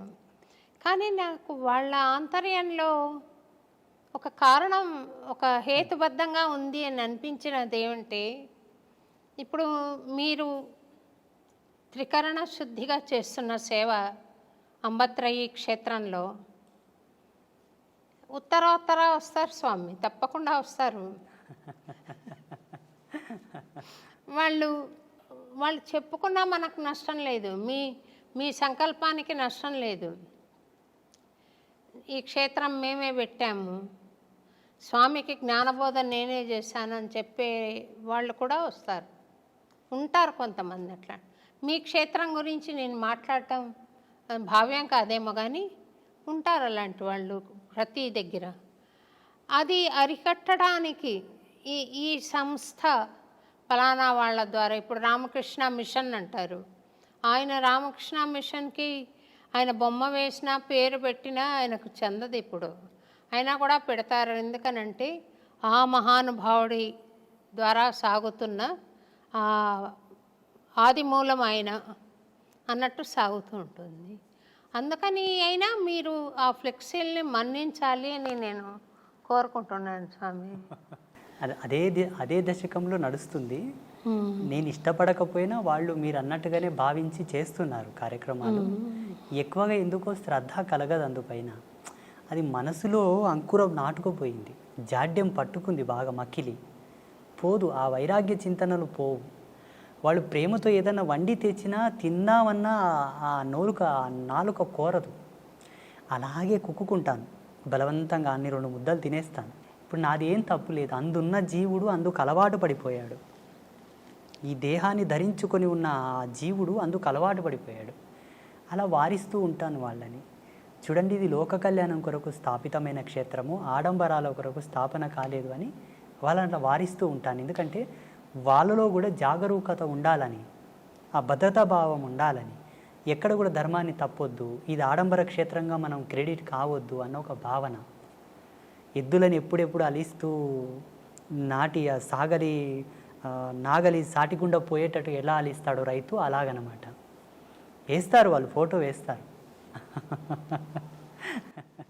అంటే నాబోటి వాళ్ళకు కూడా వీడియో పైన చూడంగానే ఇది స్వామి వీడియో అని మీ పిక్చర్ ఉంటే త్వరగా తెలుస్తుంది స్వామి. వాస్తవంగా ఇప్పటి వరకు ఆ యూట్యూబ్ ఏంటి, దాంట్లో ఏం పెడుతున్నారు ఇంతవరకు నేను చూడలేదమ్మా. నాకేమీ తెలియదు. మంచి విషయాలు వచ్చాయి స్వామి. మీరు చెప్పడం మూలాన చాలా మంచి విషయాలు బయటికి వచ్చాయి. కొన్ని దుర్మార్గాలను కూడా మీరు నిరసించారు, ఇది కరెక్ట్ కాదని. అది చాలా బాగుంది స్వామి. ముక్కుసూటిగా చెప్పారు కొన్ని విషయాలు. బాగుంది స్వామి. యూట్యూబ్లో మీరు మాట్లాడిన విషయం చాలా బాగుంది. ఇప్పుడు ఆలయంలో పూజలు చేసే వాళ్లకు ఈ అర్హతలు ఉండాలి, ఈ భక్తి కంపల్సరీగా ఉన్నవాళ్లే చెయ్యాలి, ఈ నియమనిష్టలు ఉన్నవాళ్లే చెయ్యాలి అని ఉందా స్వామి? లేదా ఏదైనా ఒక వర్గం చేయొచ్చా? యోగ్యుడైన వాళ్ళు ఎవరైనాను చేయవచ్చు. ప్రధానమైన నియమాలు 3. వాళ్ళు త్రిమాకారములకు దూరంగా ఉండాలి. మద్యమాంసాదులు కంప్లీట్గా వధించి వేయాలి, విడిచిపెట్టాలి. ఒకవేళ గృహస్థుడైతే భార్య తప్ప అన్య స్త్రీలను గౌరవించడం వరకే కానీ ఎవరు ఆయనకు తగరు. ఈ 3 ప్రధానం. ఒకవేళ విప్రుడైతే, బ్రాహ్మణుడైతే, మంచి సద్గుణ సంజాత అయినటువంటి కులధర్మంలో పుట్టినవాడైతే ఆయన తప్పకుండా 2 పూటల అగ్నికార్యం చేయువాడై ఉండాలి. ఆచార ధర్మంలో కట్టుబడి నడుచుకునేవాడై ఉండాలి. ఆ మర్యాదను కాపాడేవాడై ఉండాలి. విప్రుడైతే నిమ్న వర్గాల వాళ్ళు ఎవరైనాను భగవత్ కైంకర్యము చేయవచ్చు. మద్యమాంసాదులు సేవించకూడదు. ఆచార ధర్మాన్ని కట్టుబడి ఉండాలి, సదాచారం పాటిస్తూ ఉండాలి. శాంత స్వభావి, ముక్కోపి అయి ఉండకూడదు. కోపం ఎప్పుడూ ఆయనకు తగదు. ఒక మాటలో చెప్పాలంటే హరిషవర్గంలోకి కొంత దూరంగానే ఉండాలి ఆయన. అప్పుడు భగవంతుని కాళ్ళు గడిగి ఆ తీర్థం 10 మందికి ఇచ్చిన శుభమవును. భగవంతునికి అంత హారతి ఇచ్చినా, ఎవరికైనా హారతి చూయించినా వాళ్ళకు జయమగును. భగవంతుని నామాను పలికి వాళ్ళని శుభమని దీవించిన వాక్కు ఫలించును. ఈ హరిషడ్ వర్గములను దగ్గర పెట్టుకొని, త్రిమాకారములని వంట పెట్టుకొని గనక దేవుని పాదాలు కడిగి వాళ్ళకి తీర్థం ఇస్తే వాళ్ళకు శుభమగునేమో భగవంతుని అనుగ్రహం చేత. నీవు కొంత ఇబ్బంది పాలవుట తథ్యం. అర్చకుడు ఎవరు ఎప్పుడే కానీ అలా ఉండకూడదు. వాస్తవంగా శాస్త్ర ప్రమాణంగా ధర్మసింధువు ప్రకారంగా యజ్ఞోపవీత ధారణ కంపల్సరీ, సాంప్రదాయకమైన తిలక ధారణ కంపల్సరీ, ఆచార ధర్మంతో కూడుకున్న వస్త్రధారణ కంపల్సరీ. ఇవి ఉంటే తప్ప భగవత్ కైంకర్యం చేయడానికి అర్హుడు కాడు. మీరు భగవత్ కైంకర్యం చేస్తున్నారు కదా స్వామి, మీరు యజ్ఞోపవీత ధారణ చేశారా? మరి ఉన్నది. సన్యాసులకు 3 సూత్రములతో కూడుకున్న యజ్ఞోపవీతం ఉంటుంది కాబట్టి 3 సూత్రములతో ఉన్న యజ్ఞోపవీతం. మేము బ్రహ్మచర్యములు అంటే సన్యాసంలో ఉన్నాం కాబట్టి 3 సూత్రములు మాకుంటాయి. పెళ్లి కాని వాళ్ళు 6 సూత్రములు, పెళ్ళైన వాళ్ళు 9 సూత్రములు ధరించుట మనకు సాంప్రదాయకంగా వస్తున్నటువంటి పరంపర. ఆ సంప్రదాయాన్ని అనుసరించి మాకు 2010వ సంవత్సరంలోనే జరిగింది. 2010వ సంవత్సరం, ఇప్పటికీ 14 సంవత్సరాలు అయింది. నేను శ్రీమాత యొక్క చరణములను పట్టుకున్న తర్వాత నా జ్ఞానం ఇష్టపడి నాతో వచ్చి జ్ఞానోపదేశం స్వీకరించి, ఉపదేశ సంస్కారం స్వీకరించి, నీ జ్ఞానం నీ తపస్సును మాకును ప్రబోధం చేయి నాయనా అని అడిగిన వాళ్ళందరికీ కూడా సంస్కారబద్ధంగా వాళ్ళకు యజ్ఞోపవీత ధారణ చేయించి, వారికి తగు పద్ధతులతో శుద్ధిని గావించిన తర్వాతనే మంత్రదీక్ష, మాలధారణ, దీక్షా ప్రధాన సంస్కారం చేసి ఉన్నాను. చాలామందికి నేను యజ్ఞోపవీతం వేశాను, వ్యసనాల నుంచి దూరం తీసుకొచ్చాను, భగవంతునికి దగ్గర చేశాను, శాస్త్రానికి, ధర్మానికి, సిద్ధాంతానికి పాత్రులను చేశాను చాలామందిని. నా సంకల్పం అదే. అంటే ఏ వర్గమైనా మీరు స్వీకరించి చేశారా స్వామి? 100కు 99% మంది ఇప్పటి వరకు జగదంబ యొక్క మంత్రదీక్షను పొందిన వాళ్ళందరూ కూడా బడుగు బలహీన వర్గాల వాళ్ళే, సబ్బండ వర్ణాల వాళ్ళే. ఆ 90% వదలగా మిగిలిన 10% మంది బ్రాహ్మణులు కూడా ఉన్నారు మా భక్తులు. అవునా స్వామి? సద్బ్రాహ్మణులు విశిష్ట పరంపరానుగతంగా ఉండేవాళ్ళు కూడా వచ్చి, అయ్యా మీరు చెబుతున్న మాట ఈశ్వర ప్రమాణంగా ఉన్నది, మాకు పూర్వపు గురువులు ఉన్నప్పటికీ మీ చేత ఏదో పొందదలిచాము, ఏదని అనుగ్రహించండి అన్నారు. ఇచ్చాను. ఏదో 2 బీజమంత్రాలు, 2 శ్లోకములు, ఒక పారాయణము, ఏదో మీరు ఇప్పించండి, ఒక 41 రోజు చేసుకున్న మా జన్మ పావనమగును అని అడిగిన వాళ్ళు ఉన్నారు. అమ్మగా నేను ఇచ్చాను, వాగ్దేవతగా ఇచ్చాను, నేనుగా ఇవ్వలే. ఆ వాణి సరస్వతి యొక్క ప్రతిరూపకంగా నేను వాళ్ళకు మంత్రదీక్షలు ఇచ్చాను. ధనము కోరిన వారికి లక్ష్మీ రూపకంగా అనుగ్రహించాను. శక్తి సంపత్తి, రాజకీయ శక్తి కోరిన వారికి కాళీ రూపంలో అనుగ్రహించాను. ఎవరు ఏమి కోరదలిస్తే ఆ విధంగా నేను అనుగ్రహించాను. అమ్మగా ఇచ్చాను, నేనుగా ఇవ్వలేదు. అమ్మగా నాకు కూడా ఆశీర్వాదమేమండి స్వామి. మీకు 3 అమ్మల యొక్క కృపను ప్రసాదిస్తాము, దాంట్లో ఏ సందేహము లేదు. త్రిమాతల యొక్క కృపను మీకు ప్రసాదిస్తాము. మీరు ఒక మాట ఇవ్వాలి నాకు. చెప్పండి స్వామి. ఈ వీడియో మాధ్యమంగా ఆ 3 అమ్మలుగానే నేను అడుగుతున్నాను. మీకున్నటువంటి గానామృతము చేత మేము వాగ్గేయకారకులు ఎవరైతే పాటలు పాడేవాళ్లను శాస్త్ర పరిభాషలో ఒక మాట అంటాం, మేము గంధర్వ శిఖామణులు అంటాము. ఆ అంశతో పుడతారు వాళ్ళు. మీరు అదే అంశతో జన్మించారు కాబట్టి ఈశ్వర ప్రీతి పొందుటకు వాళ్ళు తొందరగా ఆ పాత్రత పొందిన వారయ్యే పుడతారు.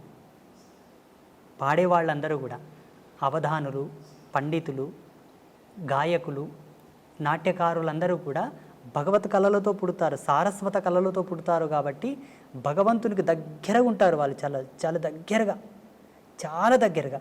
మిగతా వారందరూ కొన్ని ఆమడల దూరం ఉంటే వాళ్ళు చాలా దగ్గరగా పుడతారు. అలా టచ్ అయిపోవడమే ఉంటుంది. అలా అయితేనే ఆ అంశతో పుడతారు. ఆ గొంతులో ఆ గానం అనేది ఆలాపన అవుతుంది. అంతటి సారస్వత సామ్రాజ్యంతో జన్మించినప్పటికీ కూడా కొంతమంది ట్రెండులో పడిపోయి, సోకాళ్ళు మాయలో పడి, బొట్టు పెట్టుకోకుండా కాళ్ళకు చెప్పులు వేసుకొని రకరకాలుగా భగవంతుని పాటలు పాడుతున్నారు చూసారా, అది కొంత నిషిద్ధం. నీవు నార్మల్ సాంగ్స్ పాడేటప్పుడు ఎలాగైనా పాడు, భగవంతుని గానము మీరు ఆలాపించేటప్పుడు కొంత సాంప్రదాయికత, ఆ విలువను కాపాడాలంతే. అక్కడ స్వామివారి యొక్క లీలను మనం పాడుతుంటాము, గొప్పతనాన్ని చెబుతుంటాము. కాబట్టి ఎవరైతే ఈ యొక్క గానము యొక్క మర్యాదలను కాపాడుతూ ఆ సారస్వత కళలను ఆలాపిస్తుంటారో వాళ్ళు భగవంతునికి ఐక్యం అవడం తథ్యం. అయిన వాళ్ళు చాలామంది ఉన్నారు. త్యాగరాజ మహాస్వామి, కాళిదాసు, అన్నమాచార్యుల వారు, తుకారం కానీ వీళ్ళందరూ కూడా పాటల చేతనే భగవంతుని పిలిచారు. పాట చేతనే భగవంతుని పిలిపించి గోరుముద్దలు పెట్టించారు.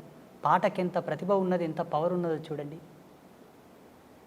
మేము ఆధ్యాత్మిక వారసత్వంలో ఒక మాట చెప్పుకుంటాం స్వామీజీలం, మంత్రములు కోటు సంధించినను రాని భగవంతుడు ఒక్క పాట చేత వచ్చునట. పాటకంత మాధుర్యం ఉంది, అంత పారవశ్యం ఉన్నది. మంత్రానికి రూఢీ ఛందస్సు ఉంటుంది. ఆ ఛందస్సును అనుసరించే భగవంతుని ఆకర్షించగలదు. పాటకు రూఢీ ఛందస్సు లేదు, ఎక్స్ప్రెస్ వే.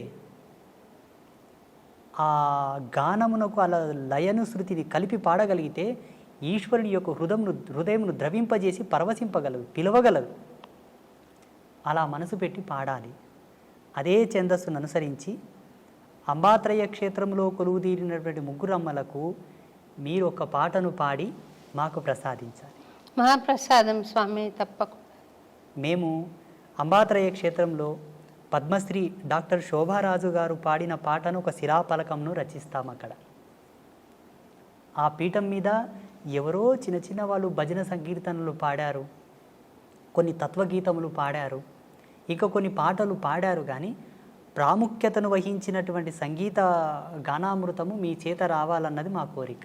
తప్పకుండా వస్తాను స్వామి, తప్పకుండా చేస్తాను స్వామి. నేను మొన్న వచ్చినప్పుడు కూడా ఒక అమ్మవారికి నివేదన చేశాను ఒకటి. చాలా అద్భుతంగా ఆ రోజు మీరు పాడుతుంటే మేము ఎక్కడనో కనెక్ట్ అయిపోయాము ఆ పాటకు. తప్పకుండా వస్తాను స్వామి. నేను అక్కడ విశేషమైన రోజు ఒకటి చెప్పండి, ఆ రోజు వచ్చి నేను అక్కడ పాడి మీకు అది ఆడియో ఫైల్ కూడా మీకు ఏర్పాటు చేస్తాను స్వామి. నేను తప్పకుండా అమ్మా.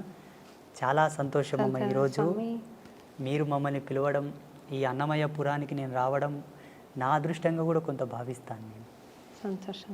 ఎంత భగవంతుని సేవ చేసేవాడినన్నా ఒక శరీరంతో ఉన్నాను కాబట్టి దీనికి కొంత ధర్మం ఉంటుంది, దీనికి కొంత ధర్మం ఉంటుంది. ఆ ధర్మాన్ని బట్టి నాకును ఈ అదృష్టంగానే భావిస్తాను.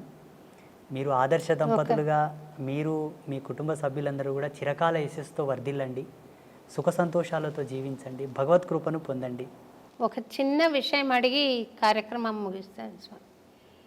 ఇప్పుడు మీరు వర్గవర్ణ భేదాలు లేకుండా స్వామికి సేవ చేసేందుకు వాళ్లకు ఒక అర్హతను ప్రసాదించారు కదా.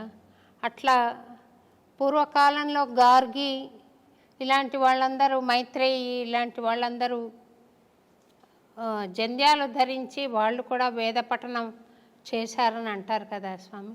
స్త్రీలకు ఏమైనా అవకాశం ఉందా స్వామి అట్లా? అమ్మవారికి దశయజ్ఞోపవీత సంస్కారం ఉంది జగన్మాతకు. అమ్మవారికి కొన్ని తంత్రశాస్త్రాల్లో, కొన్ని అమ్మవారికి సంబంధించిన తత్వవిధి శాస్త్రాల్లో దశయజ్ఞోపవీత సంస్కారం జగదంబ చేసినది అని ప్రమాణాలు ఉన్నాయి. నాగయజ్ఞోపవీత ధారిణి అని అమ్మవారిని కీర్తిస్తారు, స్తుతిస్తారు. కుశయజ్ఞోపవీత ధారిణి అంటారు. అమ్మవారికి ఎన్నో రకాల ముండమాల యజ్ఞోపవీత ధారణం ఉన్నది అమ్మవారికి. ఏంటి స్వామి? ముండమాల యజ్ఞోపవీత ధారణ, నాగ యజ్ఞోపవీత ధారణ, సర్పములని యజ్ఞోపవీతంగా ధరించినది అమ్మవారు. అమ్మ అంటే స్త్రీయే కదమ్మా, మాతృమూర్తే కదా. ముండమాల అంటే పుర్రెల మాలలో కూడా యజ్ఞోపవీతంగా అమ్మ ధరించిందని ప్రమాణాలు ఉన్నాయి. స్త్రీలు యజ్ఞోపవీత ధారణ చేయడానికి అర్హులే, దానికి కొన్ని ప్రమాణాలు ఉన్నాయి. ఆమె యోగ్యత, ఆమె యొక్క పాత్రత, ఆమె స్థితిని అనుసరించి ఆమె ధరించుటకు యోగ్యురాలా కాదా? యోగ్యురాలు అయితే తప్పకుండా సంస్కారం చేయించి ఆమెను భగవంతుని కైంకర్యములకు పురమాయించవచ్చు. కొన్ని పద్ధతులు ఉన్నాయి దాంట్లో, కొన్ని పద్ధతులు, కొన్ని ధర్మసూత్రాలను అనుసరించి ధరించవలసి ఉంటుంది. ఉదాహరణకు డాక్టర్ పద్మశ్రీ శోభారాజు గారికి మాత్రమే ఆ బిరుదు దక్కింది. వారి గొప్పతనాన్ని అనుసరించి ఆ బిరుదు దక్కింది. కేంద్ర ప్రభుత్వం ఆ బిరుదును వారికి ప్రదానం చేసింది. చాలామంది పాటలు పాడేవాళ్ళు ఉన్నారు, భగవంతుని కీర్తనలు పాడేవాళ్ళు ఉన్నారు, అందరికీ ఆ ప్రతిష్ట రాలేదు. అందరిలో మిమ్మల్ని గొప్పవారిగా గుర్తించి అది ఇచ్చారు మీకు ప్రదానం. అలాగే యజ్ఞోపవీత సంస్కారం కూడా అర్హత కలిగిన వాళ్లకు చేయవచ్చు, మహిళలు కూడా చేసుకోవచ్చు. మీరు చెప్పినటువంటి గార్గి కానివ్వండి, మైత్రేయి కానివ్వండి, వీళ్ళందరూ కూడా అట్టి ప్రమాణాన్ని అనుసరించే ధరించి వేదాంత సంభాషణ చేశారు. సంతోషం స్వామి. మీరు మహబూబ్ నగర్లో చాలా దూరం నుండి 4 గంటలు ప్రయాణం చేసి పాలు మటుకు తీసుకుని ఇంత దూరం వచ్చారు. మిమ్మల్ని ఉపవాసంలో పెట్టి ఇంతసేపు మాట్లాడించినందుకు క్షమించమని చెప్పి కోరుతూ, ఎన్నో అద్భుతమైన విషయాలు తెలియజేసినందుకు మీకు అన్నమాచార్య భావనావాహిని పక్షాన, అలాగే ఐ డ్రీమ్స్ వాళ్ళ తరఫున మీకు అనేక కృతజ్ఞతలు తెలుపుకుంటూ, మా పట్ల ఎప్పుడూ దయ కలిగి ఉండండి అని, మమ్మల్ని ఆశీర్వదిస్తూనే ఉండండి అని, వీలున్నప్పుడల్లా ఈ ప్రాంతానికి దయచేయండి అని చెప్పి, అంబత్రయి క్షేత్రంలో కూడా సేవ చేసుకునే భాగ్యం కలిగించండి తప్పకుండా అని కోరుతూ నేను సెలవు తీసుకుంటాను. శ్రీమాత్రే నమః. శుభం భవతు. స్వామి, మీరు వరం ఇస్తామన్నారు దయతో. నేను అడగాలనుకున్న కోరిక ఏంటంటే, మీరు దయచేసి ఒక చిన్న పాట ఏదైనా స్వామికి నివేదన చేయండి. మాకు సన్యాస పరంపరలో ఒక నియమం ఉంటుంది, కొన్నిటికి మేము ఇవ్వకూడదు అనమాట. అట్లా బట్టి అది కేవలము మా పీఠంలో ఎవరైతే ఆరాధ్య దేవత ఉంటుందో అక్కడ మాత్రమే అది. అమ్మవారిని భావన చేసి పాడండి స్వామి. సర్వదా ఆమె నా భావనలోనే ఉంటుంది, అట్లేం లేదు. కాకపోతే కొంత నియమం అది అంతే. పాడకూడదని కాదు, పాడరాదని కాదు, కానీ అమ్మ యొక్క ఆదేశం అనుకోండి. అక్కడ కొంచెం దయచేసి ఈ విషయంలో మీరేమో తప్పు అని ఒక చిన్నదనండి స్వామి. ఇది అంబత్రయ క్షేత్రమే అనుకోండి స్వామి. తప్పకుండా అమ్మనే ఇక్కడ, అంబత్రయ క్షేత్రం. అమ్మనే ఇక్కడ నాకు కనిపించింది. అదే ఆర్తితో అమ్మకు ఒక చిన్న పాట అనండి స్వామి. అదే ఈ దీక్షను మళ్ళీ ఇంకా మీరు విరమించవద్దు, ఒక చిన్న పల్లవి ఒకటేనండి. ఆ ఆర్తిని నా పాటగా మీరు ఒకసారి మీరే చెప్పండి ప్రేక్షకులకు. మీరు ఒక చిన్న మాట మీరు చెప్పండి. అంబికే జగదంబికే అభయాంబికే మదంబికే అంబికే జగదంబికే అభయాంబికే మదంబికే పాహి పాహి పాహి కరుణాం దేహి దేహి దేహి పాహి పాహి పాహి కరుణాం దేహి దేహి దేహి.